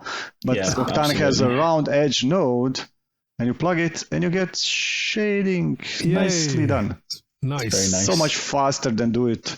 I mean, because this is the CAD model, I would need to do it in 3D NURBS program. I use MOI and recently some of plasticity, but it's still a problem to do all these bevels. I mean, It would be hideous. I'm well aware of that. And yeah, so but as you know, all the stuff in the real world has some kind of bevel. Even the knife is not 100% sharp. Yeah, exactly. Yeah. Otherwise, you wouldn't see it. That's kind of you wouldn't see the edge if it's like perfectly sharp. But is this your sub-D modeling? No, this is CAD model. I just did all the surfacing, UV mapping for layout, all this stuff, and materials. Yeah. So this is some kind of subsurface scattering rubber. So you see through the rubber basically. Yep. And it's not really hard to plug in the medium in Octane and just give it some kind of depth, density. It works fine. Cool. It's easy. Cool. You have been very busy with new projects. Yeah, and there is always some stuff you cannot talk about. You would know the best, right? Oh yeah, absolutely. I was involved in Star Wars when we did the TGF for it. You know, it's actually when we do the presentation movie for the studio and also Disney. I was involved in that project where we did that movie, and then I was like, okay, no, and then all of a sudden I was dragged back in at the last year or something like that, doing stuff, and I couldn't talk about anything until it was released, you know. So yeah. But that's the fun part. I often cannot talk about it anytime, not when it's released. I remember That's the worst. The car thing that you showed last time, where after 7 years. Yeah, after 7 years. Yeah. and that's because I nagged them. Give me the permission now when the car is not in production anymore. You have a new version. Because like with the cars, they have like usually cycles of 6 to 7 years for the new model, and in between, after 3-4 years, you get a facelift when they just like do small changes on the lights or something like that, some changes interior to make it like it's a new model. It's the same model, but facelift, but every 6 to 7 years is the new model. So I had to wait 7 years, and if I wouldn't ask, they wouldn't, of course, tell me. Oh yeah, Can of you course. do a render now? See, these are goggles version 2, basically. Mm-hmm. Yeah, those look a little bit more like regular VR headsets. Yeah, it's a professional version. They call it Pro. Mm-hmm. So many versions. See, let's make the window smaller, and then you have like same super fast for product design. Oh yeah. When you render this fast, it's easy. Yeah. It's easy to tweak anything. See, this is also CAD data. They send me like, I think it's SolidWorks or maybe CATIA Pro Engineering, something like that. But then they don't really model the soft parts. So I need to model these are subdivision, then UV map them, texture them, and add, of course, all the materials and some stuff they miss, like lights inside. Yeah. Wow, cool. But yeah, it's really interesting project to work. And when you work like with high stuff, like millions of polygons, and as much as the Octane is the fast, it's still slow. At some point you need to wait like 20-30 seconds to see something. I mean, it's not slow, but you get used to it. And then you switch to something like product design, and it's like 1-2 seconds done, 1-2 seconds done. You just get used to that fast speed really quickly, and then you go back to something which is not that quick. Yeah. And I also, there's always going to be certain things where it's just going to be slow because it's just so heavy no matter what you're using. Yeah, I mean, you still need all the data. And if you need to animate or deform something, then it's even slower. Of course, Yeah. And but I mean, but also, I mean, when you do this like orbiting stuff, it doesn't actually reload the object from RAM to VRAM, right? It's just when it sends it once. Basically, you have a camera view and you have like a perspective view, which is super cool. I'm not really sure do they have it in other applications, because when I look the tutorials for like Octane in Cinema 4D, if you move it, it moves the camera view, which you don't want. And then they have like a special tag to another view and then lock the camera for this view so it doesn't really mess up. So that's the thing. This is another project for that company, and they had it printed on the box. This is like micro drone, they call it Acro B65. And this is like only 10 centimeters or something like that. Yeah. Oh, cool. And see, you have a camera mode. That's what you see from the camera view. See, this is the camera view on the bottom. See? Yeah. And see how fast it's done, basically. Yep. And then you can switch to perspective, which is like free, like using this window, but it's not connected to this window. It's just, Octane perspective view. So you can do whatever you want. And it's great for surfacing. So you don't mess up any of your views, any of your depth of field, movement, whatever. And you can even see, I think I have depth of field on the frame 2. See, this one has a depth of field, right? Yeah. That's You lovely. see, and then when you switch, you have depth of field, but you don't want to go mess up the settings. You just, in Octane, you have like disabled depth of field, see? It's just disabled here, not for the render, just for IPR. Yeah. It's super cool, see? When you're testing materials, you don't need to see depth of field, basically. So you just disable it. And because you want to see how the refraction and the bump and everything's working. Yeah, see, this is like refractive plastic. So it's also scattering medium. So, okay, you want green, and we have a really nice color picker in LightWave. So, it's green. Yeah. It's fast. Isn't the turning on depth of field doesn't? I think you can do that in the native render as well. In the drop down. Yeah, in perspective you have options. Yeah, also. I was just saying in Octane it's a cool thing that you don't need to mess up anything. Yeah. Like implementation is good in LightWave. Yeah. Let's call it that way. Yeah, I think I heard, in many other applications, Octane doesn't have this. You need to go in the settings to turn on and off GPUs live. See, I'm turning them on and off live. It's super easy. I think even Houdini don't have those buttons. And the same dev did LightWave and Houdini plugin, like Juan John Gonzalez, basically.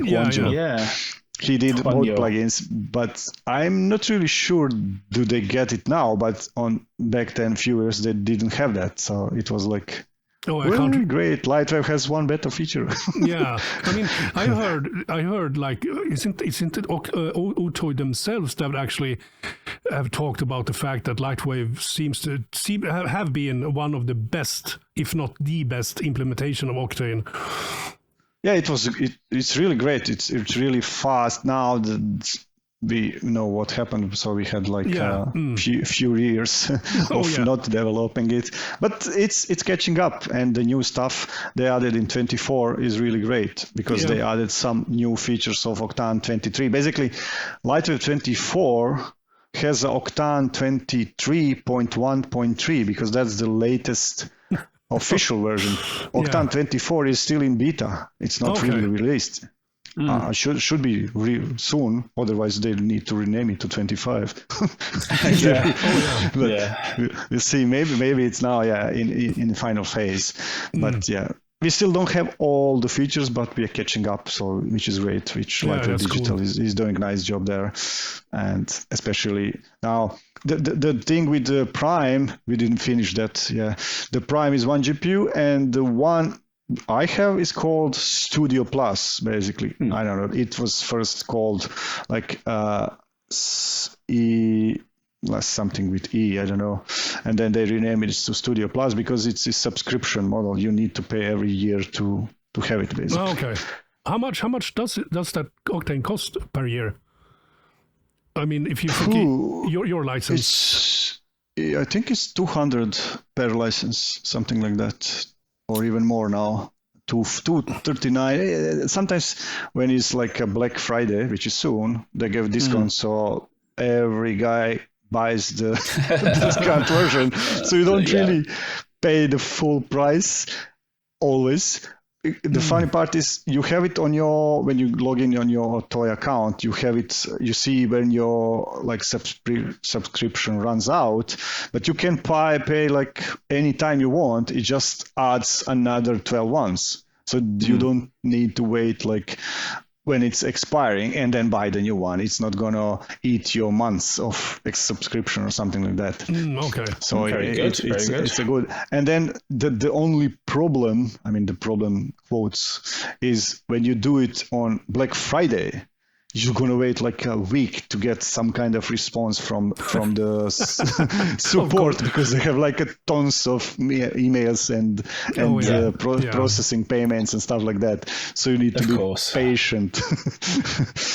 Wow. If you need support for anything. As long as you've got your receipt from your that's provider, automatic there. That's automatic. You just, if something doesn't work and then you get the case number instantly, so you know it's in the system.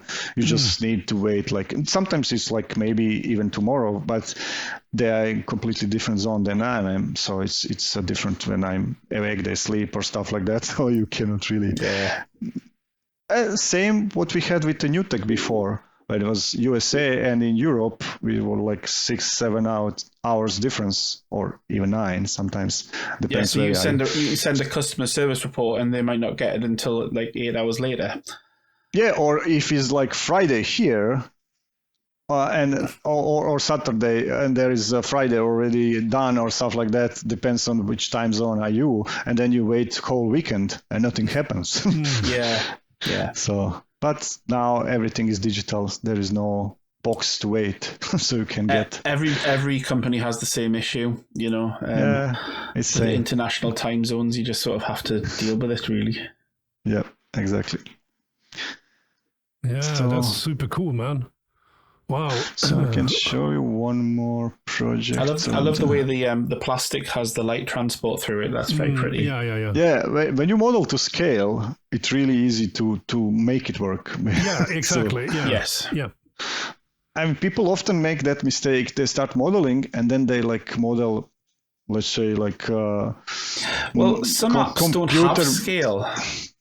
Yeah, but they have units, so you just need to know what your unit set to. Yeah, I'm thinking like ZBrush, where there's not really a scale. You just sort of model a blob and you pull it and you push it, and it could be 50 meters high or it could be 2 centimeters. You don't actually know.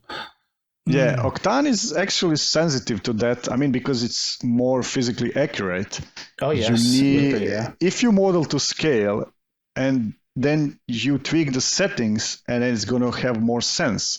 That if you want like this subsurface scattering for the plastic, it's like maybe 3 millimeters thick. But if you made it 3 meters and you start typing values, nothing happens. And then you wonder, why is this not working? What the heck is this? And it's actually you, basically. See how fast. When the project is small, it's just a small house. Yeah. And it works quickly. Interiors are always slower. And that's the one thing you can fake it there and not fake it because in Octane you have a really good denoiser. So see how much noise is there. Yeah. So now it's 700 samples, and my total number here is set to I have a scalar, so I can have 15,000 samples in this case, and that can take like a long time if you render 4K. This is like now only 2080 by 720, and still rendering. I didn't load all the textures, I just skipped some, but doesn't matter. What I want to show you, see, now if you have a same scene and exterior and interior in the same project, in the same camera movement, and you want to export all the stills. That's the cool part. For exterior, you need maybe like 2,000-3,000 samples and it's already clean. But for interior, you need like 15,000, which is like 5 times more. But it would be waste of time to render exterior at that sample number. So what you go is, there is a max samples number, you plug in the scalar and go to envelope and do this. You want for these frames only 6,000, and for these I want 15,000. Yeah. So it just does different sample number for different camera angles, or in this case, interior, exterior. So you don't need to waste your time. And by the way, a question here about the noise. I read you talked about the AI light thing. Is that something that actually helps a lot with the noise now for interiors? No, that helps if you have a lot of small lights. Ah, okay. It's basically in the camera enable post-processing. Where is it? Enable, denoising. If you want denoising, and then if you have multiple ones, you can have if maybe 100 of small lights, AI light. Ah, okay. And you have a strength, you can mix it with no AI lights and AI lights. So you have interior or maybe road with hundreds of street lamps, and they're tiny from high up. It really cleans them up faster with AI light. Oh, okay. In this case, it doesn't really do much or anything. You can because most of it's bounce light from the sun, basically. Yeah, the most is here, and you have few lights. But the cool part, if you go enable denoising, you can render region. That's this button, and then you click Control and drag. So now it's just rendering these. Oh, nice. Oh, so you can even add more like different ones. So this one is stayed on the level it rendered. It didn't restart, but now it's rendering this. So okay, let me do this. So you're gonna see this one is gonna be cleaned up. See the noise around, but these previous ones stayed at the level I had them before. I don't know which one. I suppose it's a little bit like LightWave when since 2018, where you hover on an area and it starts cleaning that bit up. Yeah, but it's a bit more controllable. Turn off the that button and in continue. See, it didn't start. See, it continued from 500 something samples. It didn't restart. So it's nice. You don't need to restart it when you. And the cool part, see, there is denoising, and then you have a beauty channel and beauty denoised, and you switch to beauty denoised. And there is the option denoise on completion. People often wonder why it's not working. So if you denoise on completion, then this bar needs to go to the end, which you set number of the samples in the kernel. If you, like in my case, if I do, I can unplug this and it's like, let's say 1000. And now this bar is going to go on the 1000 and then it's going to denoise, which is better for final render because it has more quality to denoise from. Yes. But while you're tweaking, let's let it run to the final. Yep. It's not going to take a few more seconds. See now how it's going to clean up when it's done. See? Oh, yeah. Now it's cleaned up. That's denoise kicked in. And you also have that in the plugin options. See this use denoising. You can check which GPUs to use for denoising. Because denoising uses like a lot of GPU RAM. So you need to know if you have like a GPU with small RAM, you don't use that one for denoising, for instance. I mean, it has a lot of flexibility, basically. This use tone map, that's the feature which GPUs are going to render in IPR to get the image. If these are all off, then you don't get image here because no GPU is doing the tone mapping, as they call it. Yes. Yeah. So, and this, see, like say, let's move the frame. So, and now if you go like denoise on completion, if you check off this, it needs to have a default number of samples, but now you are going to get denoising much sooner already after like 500 samples because that's my set target. And it's going to denoise, see, it's already denoised and it's not done yet, but it's already denoised. Yep. So you can have already, but you see the splotches, see? Yeah, because you'll get it's going to be tripping over itself trying to sort of what's noise, what's too quickly. Basically, it's denoised. Didn't have enough real quality before it denoised. But this is not going to flicker in the render. There is no such thing in Octane. Everything is like brute force. So I mean, there is some stuff you can mess up to get the flickering, but generally there is no problem with that. So basically, you can do this for tweaking because see, if I switch to beauty, see, this is the final render basically, and this is the denoise version. All right, so it's saving them separately. So if you wanted to use an external denoiser, you can use the different paths. Basically, you get the denoiser as a separate path if you wish. So it's a cool feature. But that's this function, denoise on completion. You should check that always. If you go to final F10 renders, because it's going to be better quality. Of course. Because if you denoise after 50 samples, of course it doesn't have much data to work with. So, and the same with adaptive sampling. See, basically adaptive sampling is now off, so every single piece of image gets enough same treatment, basically. It's still using same power on this area like on this. So it's waste of basically power of GPU. But if you go with adaptive sampling, see there's two settings. Noise threshold, that means it leaves 2% of noise. It's happy. With 2% it's happy. It doesn't go lower. And you can check that with the passes. If you go in info, where's the noise? Is it on the beauty? Noise, here. So you can check this noise. See, green is completely clean. Okay. And you can tweak your scene by those settings, but completely clean with these settings. I left 2% of noise. So if I type in 0, then it's not going to be clean anytime soon. Of course, exterior, this is just HDR.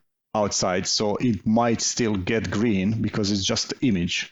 But see how it's already taking long time, it's not green yet, because now I don't accept any noise. Oh, yeah, of course. Could render to eternity. Yeah, infinitely, yes. Yeah, infinitely long. But see, the default is 2%, and if you go with 2%, it's going to clean up to 2% much quicker than, I don't know.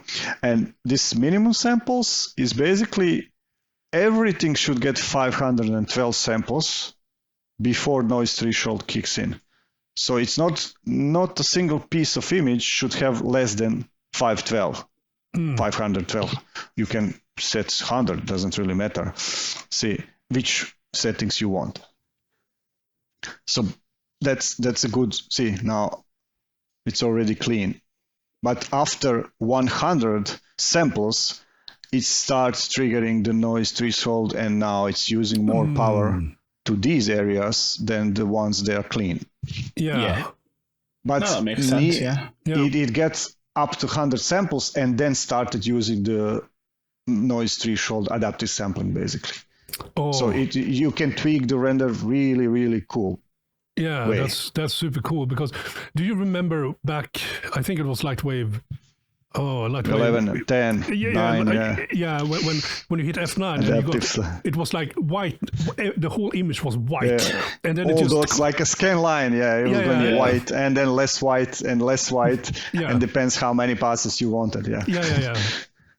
Basically, you are tweaking this all same, but in one go. There is no multiple passes, So, it works really, really cool. And you can even check this irradiance mode. I don't know how is that pronounced. Basically, irradiance mode, So you can see where you're with one button click, all your materials go on. So if you are even on the, let's say, beauty pass, so if you click that, everything is going to go gray, like shading, but it still knows that this is glass. So you see the light here. Yeah. So it's not like blocking the light. It's just showing you where you have most of noise. So you can easily see to tweak your scene. Maybe this light has a low sample number, so you tweak it. That's this irradiance mode, what its purpose basically for quick stuff. Basically the bounce light. So because that's the light that's going to cause the most noise, isn't it? Direct lights cause a lot less noise because of importance sampling, but bounced light is very tricky to sort of do any kind of importance sampling. So you kind of just have to tweak the settings, exactly, more samples, etc. Yeah. And see, you asked about Cryptomate. See, there's a Cryptomate. Yeah. So very cool. It's kind of cool. Nice. It's kind of cool. We're talking about who was it that we interviewed? That Paolo Sambrini. He was sort of part of inventing the spinning light trick to actually get radiosity. So looking at this, it's like, okay, we have come a very long way from those fake GI to this. It's super really cool, man. And Z-depth, everything is instant. All these info channels, how they call it, are really, really instant. And even like if you forgot to export them, and now you need some of them, and you don't want to re-render everything, you just go to kernel, info channel kernel. So this is the kernel which you can just connect instead like a path tracer. And pick which info channel you want, so this renders in few seconds. So you can re-render your complete scene with just that kernel. With just that pass, and then just render the and entire you don't need to spend time on the beauty pass, which takes most of time, and you get the channels with the beauty automatically. But if you forgot something, you don't want to render again. So exactly. These channels are savers. That's a very clever. That's a very clever system. Yeah, we actually used to do that with LightWave native, where we render out the beauty and all that stuff, and then sometimes if it was an afterthought, for example, then we did a data pass where you do data pass. You use masks basically. Then you just met objects and stuff like that. You don't need to do that here. I mean, it's a different system. I'm talking about let's say ID pass, for example, or geometry pass or something like that. Those are data or depth, since they should never have anti-aliasing in them at all. We could just render those super fast into a single XR file for the comper. Yeah, we would just set everything to be a matte object and then hit render, and it would just generate all the buffers. Yeah. More or less. And when you said anti-aliasing, that's the funny part here. In the past, I had also problem with that, but then I realized there is an option for that in Octane. So see, if you use like, let's say, material ID, and you zoom now, see it's anti-aliased. It's clean, see? Yeah. But there is an option in passes, see? Distributed rate, non-pixel filtering. See? Now it's not anti-aliased. Yeah, okay. You can switch multiple modes, whatever you need. I think, doesn't the Cryptomat just automatically handle that anyway? Not sure, maybe. Yeah, Cryptomat should just be automatic. You don't have to worry about because I mean, those. you do have a thing called, and I've never used it, the coverage pass, where you sort of mask everything and then it has the roundover of the anti-aliasing sort of stored so that you can anti-alias these things with, and I think Cryptomat kind of builds that, but I'm not 100% sure. Possibly, yeah. Cryptomat is also cool. I render that more and more. Yeah. When you sense something to compositing, you need them. I mean, all these passes take some time when you hit like render, but it's still much faster than don't having them when you need them. Oh yeah, of course, yeah. There's so many. So basically, you can even have special light passes. So each light is a separate pass. Yeah, nice. In Octane. So basically, if you have like, let's say sun, ambient, see ambient light, see? Sunlight. And then you mix all this in comp later and tweak. Yeah. Or light 1, in my case, see all these lights are light ID 1. You can change those. You go in the settings of that light and change the light ID pass. Well, actually, you might want that, because one of the things that I noticed that's a flaw with a lot of passes, right, is to say you can isolate a certain object and render it with a lighting pass, but the problem is it won't catch the irradiance. And so what you could almost do is do a separate lighting pass for just those, like, say, spotlights, subtract it, and then re-add it. And then you could make it brighter, which would mean that the light is contributing to its irradiance is also being added as well. So that's kind of... you can tweak a lot. See, now it's off, because this is only ambient. So this is sun, it's off. And light ID, now it's only that. Yeah. So you can add, multiply, whatever. I often find hard, at least in Photoshop, to make it exactly the same as it looks in Beauty here. Or because it's always mapping. Tone mapping, and probably if you render like 24-bit image and then you render like 128-bit or whatever is HDR, then you get slight difference always. Well, what you'd need to do is render it as aces and render everything as aces, and then do your tone mapping within your compositing, and then you'll get more consistency. But it's a bit of a head case. It's quite complicated to do. And for stuff like this, nobody needs that. I mean, nobody. It's really too complicated to do all this stuff for like few stills. It would probably take you, in Octane, it would probably take you more, less time to just re-render it than it would be depending on what we're talking about. But and a lot of stuff. And also there is a good thing. You can render layers. So nice. Let's see, like you have multiple modes: hide from camera, only side effects, hide inactive objects. So let's say hide from camera, and you said like layers 1, 2, 3, I don't know. And then see, now nothing really happened. You have like no layers because you didn't specify any any objects in a different layer. But let's see, I'll turn off this. Let me find, there is a special render layers. You get a different panel and you see all your objects. Right. And now let's see, I want to find chair. If I could find it, I would like the search feature here very much. That would be great. Yeah. So let's say sofa, layer 2.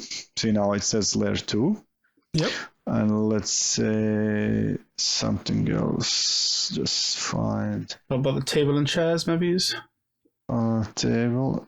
That's the cool part in Octane. When you have IPR, you click Shift and right mouse button, and it selects the model. See, this one, see, now it's selected this bird. So if you click here, it selected the table. See, but Shift right click, it selects the model. See how it's switching the model selection. Yeah. It's some kind of super fast raycasting thing. See, now it selects the chair, selects the table. It's called CH table. So let's go to render layers. So let's find CH, is it alphabetically? Yeah. So let's call this layer 3. Okay. Now go to, where is my layers? Here. See layer 1. There's no table. Yeah. See layer 2. It's only sofa, but it's on the right side, so you don't see it. Layer 3, only table. But you get all the shadows because in the settings you have a few modes basically. See, hide from camera, only side effects, hide inactive layers, or normal. Normal is working differently, basically some kind of shadowing is different and stuff like that. But hide from camera basically leaves you all the reflections, everything is there. It's just hidden from the view, so you can easy do in the comp later.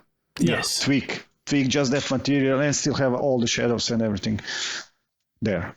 So it's a cool, and you get like 3 files. You get same file called layer 1, layer 2, layer 3 in this case. You can render 999 layers at once. Of course, it takes more time, but when you start rendering, like maybe this is going to take like 40 seconds, and layer 3 is going to take only 10 seconds because there's no much there. Yeah. But it still needs to render all the lights, bounces, reflections, so it's not just like this object is alone in the world. So it's easy to render. It's like unseen by camera in native render engine. Yeah. All in one go. Yeah, exactly. So you've got like a client might want the table to be tweaked slightly in post, so you just isolate that in one layer. And then in theory, you can play with the cryptomat, but this is even better. There is no way to get pixel problems or some creeping with like edges. It's isolated mesh. You just don't need to select anything. You just tweak that layer. Yeah, it's already there. So it's super cool. There's so much features in Octane. It's so deep implementation in LightWave that sometimes it's really, really, really weird how the Juanjo did all this. It's crazy. It hasn't even got some of the newer features, which is and we don't have all. Yeah, exactly. Wow. Yeah. So it's really cool. Yeah. Yeah, wow. I really wish that we had render layers for native. There's a lot of features that you wish that were just like, let's reverse engineer this into LightWave.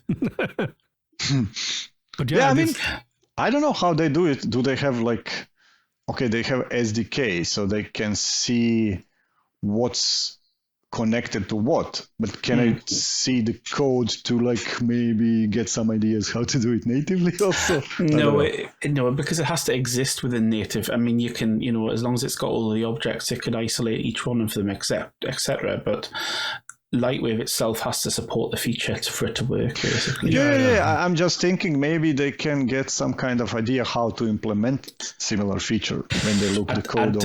I doubt they'll just have the SDK, which gives you the only the inputs. Only the hooks, not the actual the feature itself. Yeah, they cannot see how it's done. Basically, would be cool, but it's a different game. But what would be nice for me is if it happened natively, you would then hook it directly into Octane, so it just mirrors exactly what LightWave does. So then you wouldn't have to have a special UI just for doing it. You know, if we could mirror and have every setting more or less. Yeah. Obviously, there's some things that are special. I hear that very often, that people say, do this from LightWave in Octane. But that's a tricky thing, because right now, Octane has all its own nodes, except you can use scalar and stuff like that, which is like basically just the mathematics, basically. But if they include something from LightWave, then other applications which using Octane wouldn't have that. So that's kind of problem from, I think, OTOY's point of view, because they want all the stuff to be same in all applications. So today you can go and watch Blender or Cinema 4D on Max tutorial for Octane and do that same in LightWave, which is kind of feature. And they have other thing. You can export, like this is one other thing. I can export all this into one single file called OrbX and import this as a proxy, just one null, and all this is going to render same in Maya, Max, LightWave, whatever. So you have it on one single null, and everything is there. You cannot disassemble it, at least not in LightWave. I don't know in other applications. So it would be cool if you could, like, from that proxy explode everything and get all the models. That would be probably way more complicated. I guess you can load the OrbX into Octane standalone. Yeah. You can render there, but the key part is I can render OrbX in LightWave also. But the thing is, when you import it into the standalone, it should actually expose all the objects and stuff, if I'm not mistaken. Probably, yeah. Because it's basically just zipping all the files into one file. All OBJs or Alembic, whatever is using now. So, see, this also is the one small house project, which I have like a... When you do a project like this, a small project like that, how long does it take usually for you to do this? If I would have all the data and all like instructions what to do, it would take maybe a few days, like 3, 4, I don't know. But it's often they want to see something and then they know what they want. They just don't know exactly what they want in the beginning. They don't know what they want. They just want to see it and then go, no, that's not what I want at all. And they know what they don't want, but they don't know what they want. There's a classic problem. And I have some missing textures. I just didn't load them because it's on other drive. But it's really quickly to shift through the views. So it doesn't really have a long time. Yeah, because it was all loaded in video memory, isn't it? Yeah, once it's transferred, that's the part with the multi-texture, multi-threaded export and single-threaded. Once it's done, it's really quickly. Yeah. And the funny part I liked in this project is it doesn't really involve Octane. It's just a native. See, I had this fence, like wire fence, say mesh. Yeah. And it has the details which didn't have to have, but I'm sucker for details. You haven't have it. So you'd made all the rivets. And you won't see all these rivets and stuff like that. And it's really pretty high dense, like a wire, because see, these need to have like a curve.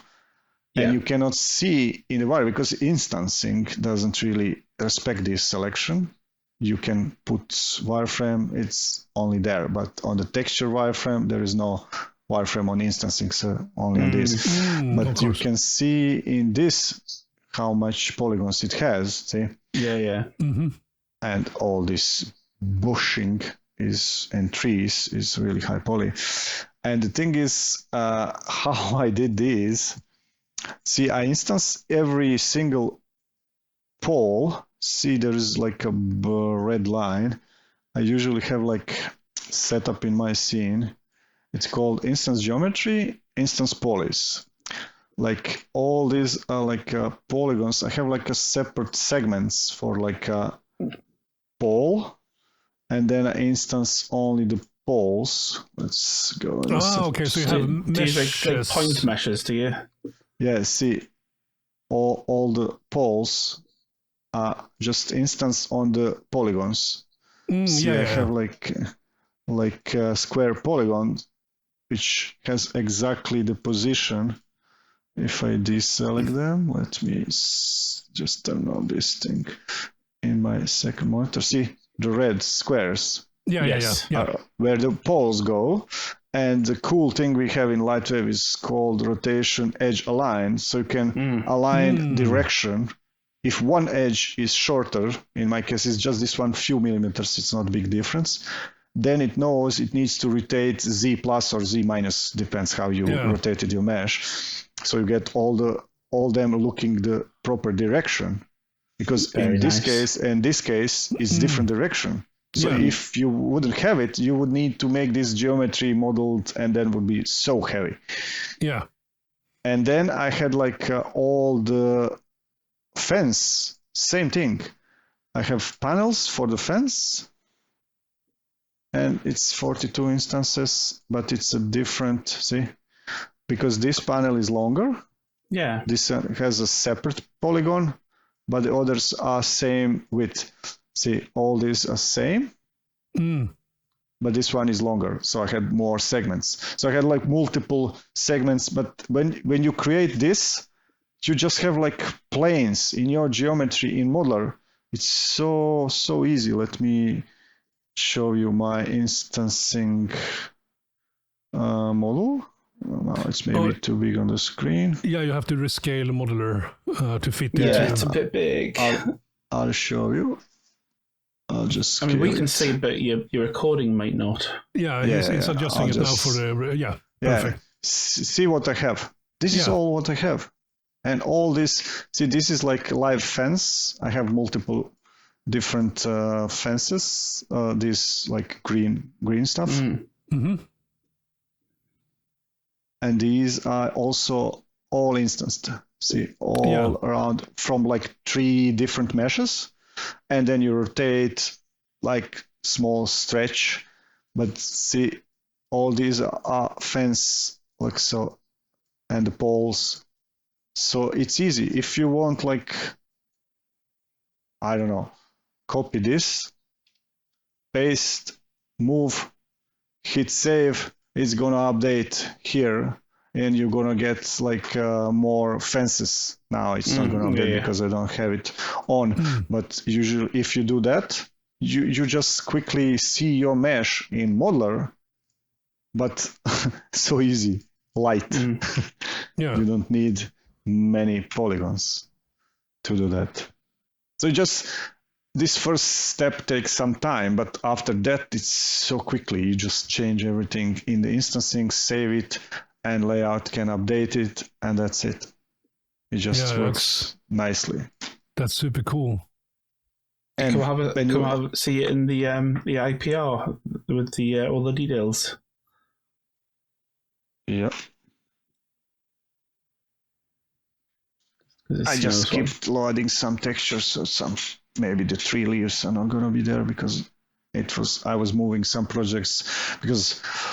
On the last project, I used 1 terabyte of renders. It was like 1 terabyte of data, so I had to move some of the projects away. Yeah, see the leaves. I skipped on the loading. Yeah. All the green stuff is missing. Never mind. We just have branches. Oh. And see, this is the glare from the sun. Yeah. Which is another cool thing in Octane. So you have like exposure, gamma, and the glare for post-processing, glare, blur, glare amount, glare power 0. See, now it's not so much, but it's still there. You can have it tweaked. Independence, bloom. See, now it's nothing. Yeah. And these post-processing don't require reloading or re-rendering. So if you had like 500 samples already, this is like, I don't know how it works, but you don't need any. Yeah, it's just like a post filter based on pixels. Yeah. But it's live, yeah. So it's constantly like But, a it, but bloom power. it also works in a physical way for the camera lens as well. See. Because, yeah, it looks very realistic when it comes to how the camera lens react to that glare. Yeah, and you can like move the time like same like we have in LightWave. Like if it's different time of the day, it's gonna be different color. And now it's HDR, so yeah. If you have like only the sun, I just need to remove this. And now you need to find the sun, let's say 18 hours, like it's somewhere there. See, it's there. So you now just go increase the glare power to like 3, see? Yep. It's there. And it's super cool. You can animate the sun going down or up. Yeah, beautiful. And it really glare. You have like 4 different like sky systems. It has like Octane default, which is kind of more red than I would like. Then it has Nishita Daylight, Hosek Wilkie, and Pritam. I think these 2 have a floor black, and Octane has a unrealistic floor. Basically, it shines from the bottom, but that's the old model. And then this one is also old, and then these 2 new ones has a horizon. Basically, everything below is black, which should be, I think.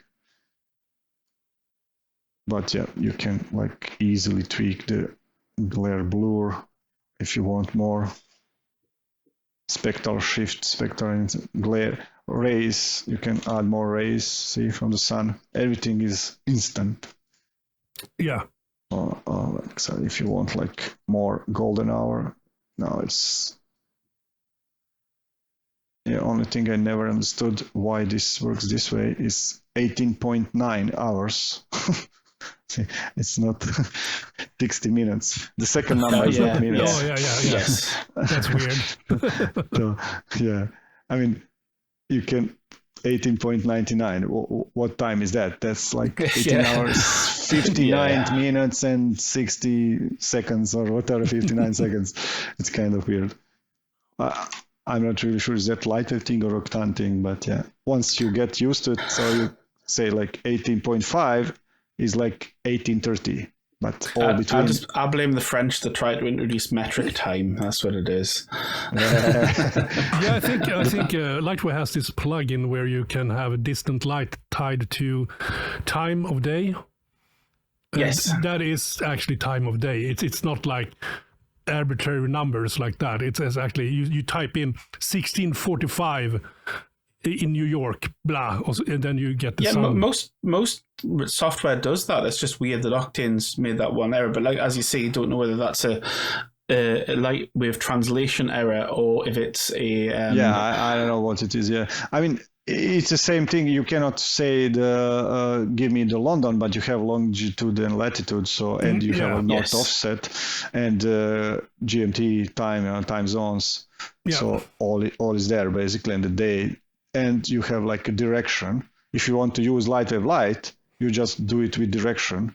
And then just use the direction of the light. Yeah, where the light is, you need to connect that light to the Octane, but you can do it that way. But then you could set the LightWave light to be the correct rotation based on the time, and then that would fix the problem with the 0.99.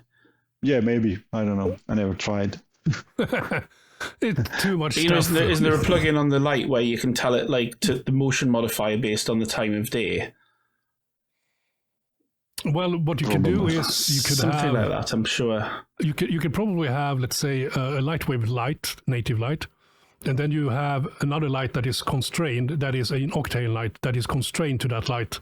Yeah, you can parent it basically and move it. Yeah. Because you have it in the nodes, you can do all kind of stuff. If you are a node guru, if you understand that. See now, I mean, it's super soft light and looks cool, and you have all the features. Like if you want that sky you want softer shadows, then you increase the sun size, like 10. Yeah.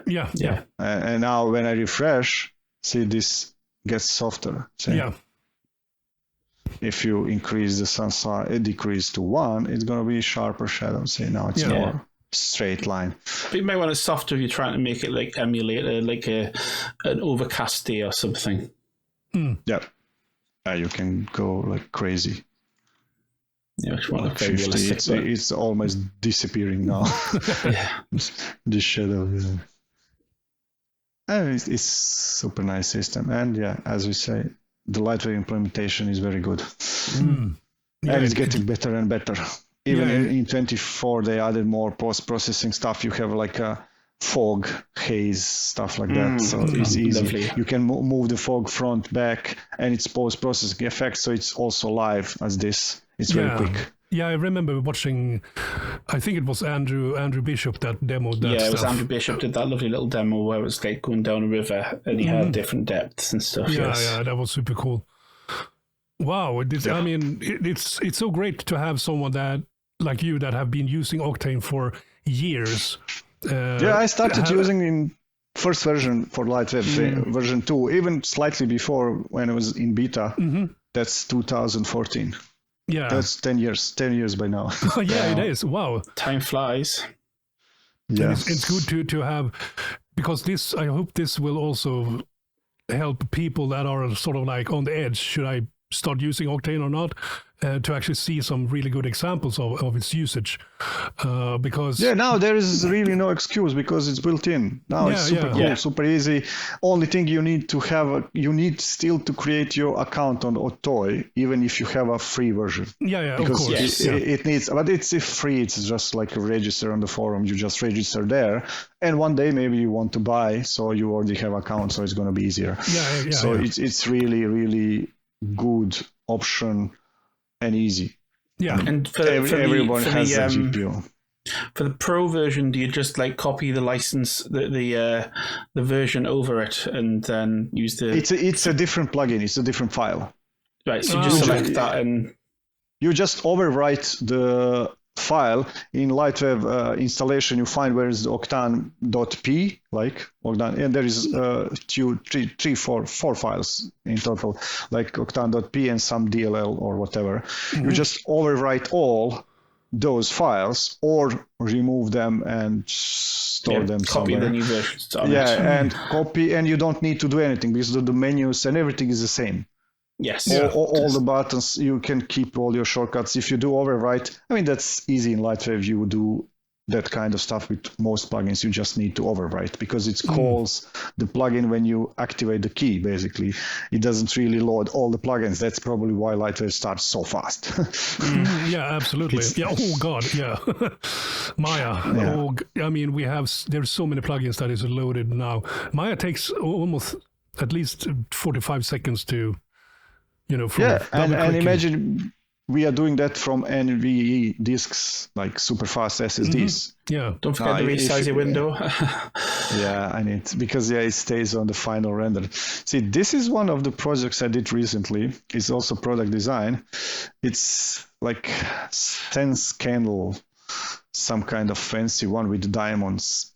Very nice. And you get that effect. How is that called?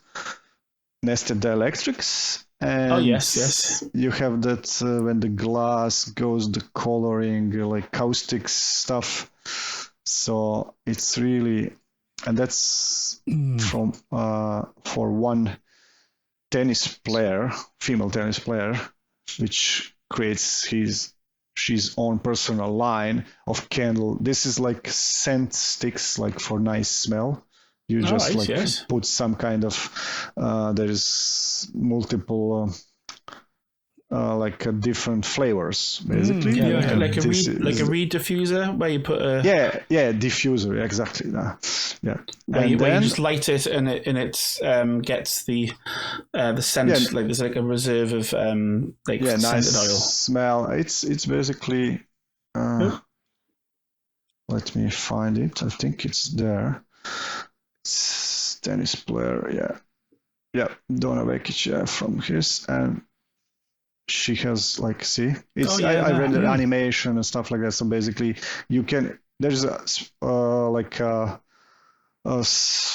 cheap version. Let's call it cheap. It's not cheap, but without diamonds. Only you get like a metal ball. Which see this one. Oh, right, yes. That's like I don't know, 135 euros. But and then you can buy different vanilla, mango, patchouli, whatever. Oh, so you refill. You buy one of these and then you refill it. Yeah, and this is glass, basically, real glass, and a wood stick, which has some kind of bamboo or whatever, so it can travel through the stick. Yeah, because it wicks through it, basically. Yeah, it's really like a hollow, not hollow in the sense, but it's so light wood that the scent and can like pass through that. Oh. And all this basically renders. These are handmade. All these. Oh wow! I got the version in CAD, and I got like two halves in the CAD data. But the problem is that both halves are same. They are 3D printed, and then the jewelry man who creates the jewelry, I don't know what's the proper name for jeweler or whatever. Yeah, jeweler. And then, that's right. yeah, he brushes the center line, welds, and then places the manually the middle one, so you don't see the seam. Yeah, so basically, there's a slight recess in the glue in individual gems type of thing. Yes, so basically each one is different. Oh, lovely. So each one is made separately. Yeah. I mean, there's no two same ones. And see, I did this with instancing. See, all these like shapes are where all these diamonds are instanced, and I had to cover the middle piece so you don't see the seam. So it's all kind of different shapes and variations, because there's like 5 different shapes, but these metal, like there is a silver, gold version, whatever, these are like real metal pieces like silver, and they hold these diamonds in the place so they don't fall out. I get what you mean. Yes, like a little holder that you get in jewelry. Yeah. See, it has, everyone has 4 corners which holds it, except the circular one has 3 because it's enough. But see, this one has 4. Yeah. And it's super easy. Now, when I created this with instancing, I can like place, see, this one has 80. Let's see, which one is it? If I switch to bounding box, so it's on the bottom piece. See, if I go like this, I can move them. See?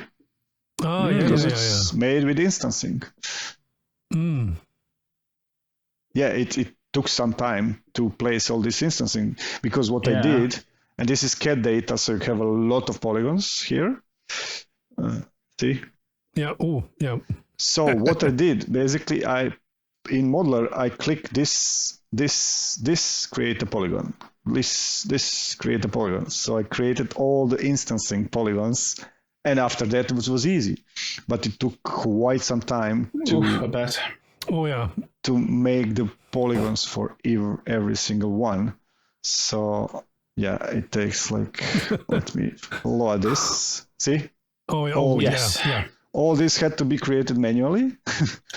Wow. But then once you've done it, you can just adjust them, rotate them, move them in and out type of thing. Yeah, I can even do some, because LightWave instancing is really cool.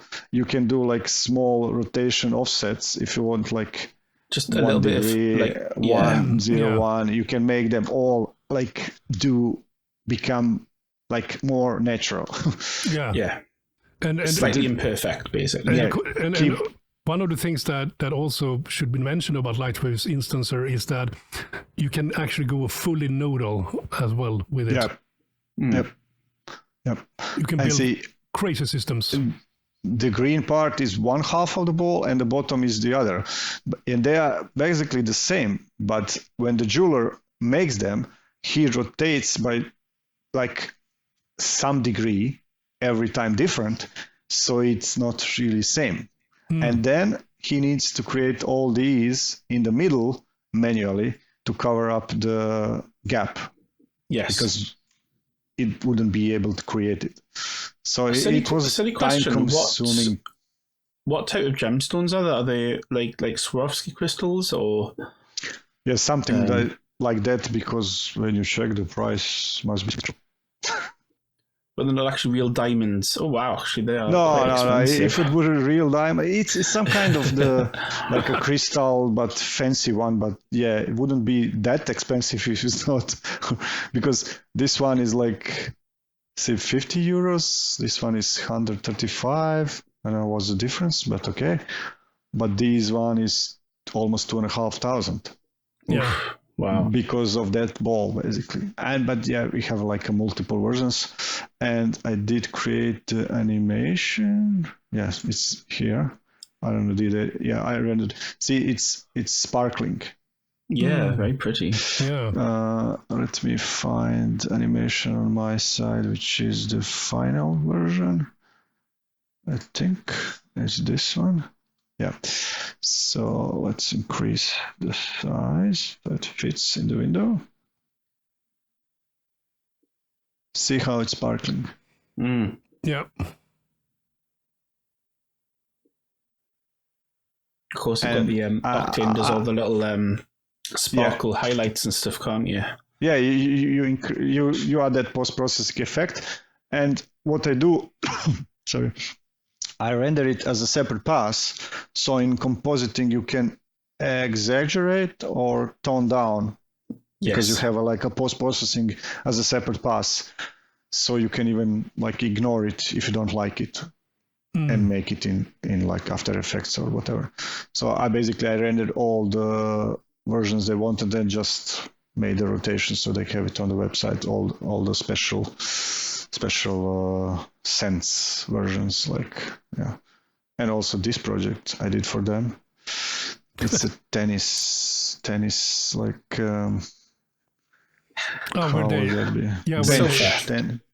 where they sit down between matches, I guess, or between.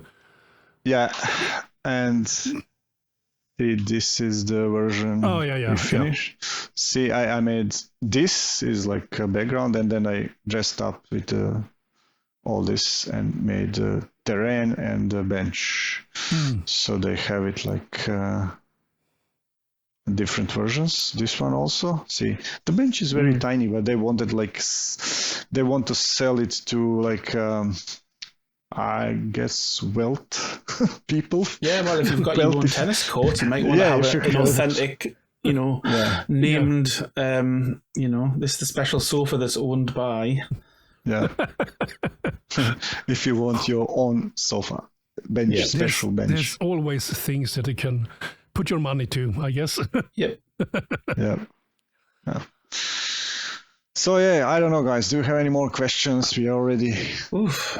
I've got one question, and then we'll leave you to go to bed. Is there any feature that, because I know you're very involved with Octane, is there a feature that you would really love to be implemented as soon as possible from Octane that isn't yet in LightWave? Yeah, there is few which I want to have. We'll get one. Just joking. If it's one, I would like to have booleans, because they have render booleans now, and you don't have that. Oh, okay, yeah. Sounds a bit like the clipping thing. Yeah, but in this project, I would so much like to use it, because then I don't need to have these holes. Because these diamonds, if you put them on the let's see these here. Let's move them with the offset. See, you need to have a hole, because otherwise, if you stick it into material, it's not going to look like a diamond, because you have a metal going through it. Oh yeah. And it's passing through it, basically. Yeah, it stops the lights, recursion limit, everything is broken. But if we would have, the Octane has it, but we just didn't get that update yet. You could copy this one, make it 1 micrometer bigger, and boolean this material, and then the diamond looks great. And it's on the render time. You don't need to model all this stuff. Yeah. It's super cool feature. I mean, they have plenty more. There is like a custom AOVs, and we miss, I don't know when they did that. When we go like to imager, post-process, no, the layers, see, we have only 8 lights and sun and ambient. The newer LightWave has like 30 or 32, something like that. It seems like it's enough, but sometimes it's really not enough to have only 8. Yeah. Because you can exclude some objects from some lights. And if you have more, it's easier to control. You don't need to pay, these 2 is pass light ID 1, these are light 5, and then I don't have enough light IDs. Yeah. So yeah, that's a good thing they have. Like these 2, I would like to have really that'd be soon. really handy. Yeah, let's hope it's gonna be soon. Wow. Thank you so much, Lewis, for taking your time with us, showing all this stuff.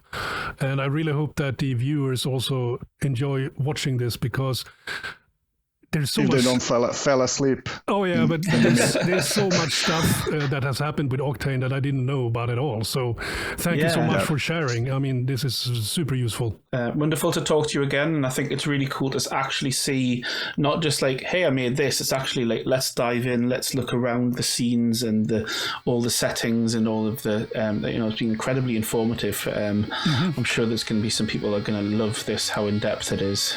Yeah. Thank you, guys. Thank you very much. It's been fun. Thank you all for watching and listening to this month's episode. Be sure to tune in next time so that you don't miss out on all the goodies we've got for you. In the meantime, if you have any news stories you'd like us to know about, you can reach us in the comment section or send an email to lightwavedigest@gmail.com with the word news in the subject line. If you enjoyed this episode, be sure to like, subscribe, share, and comment. Your engagement is really important to us, so thanks in advance for your support. So until next month, always light the wave.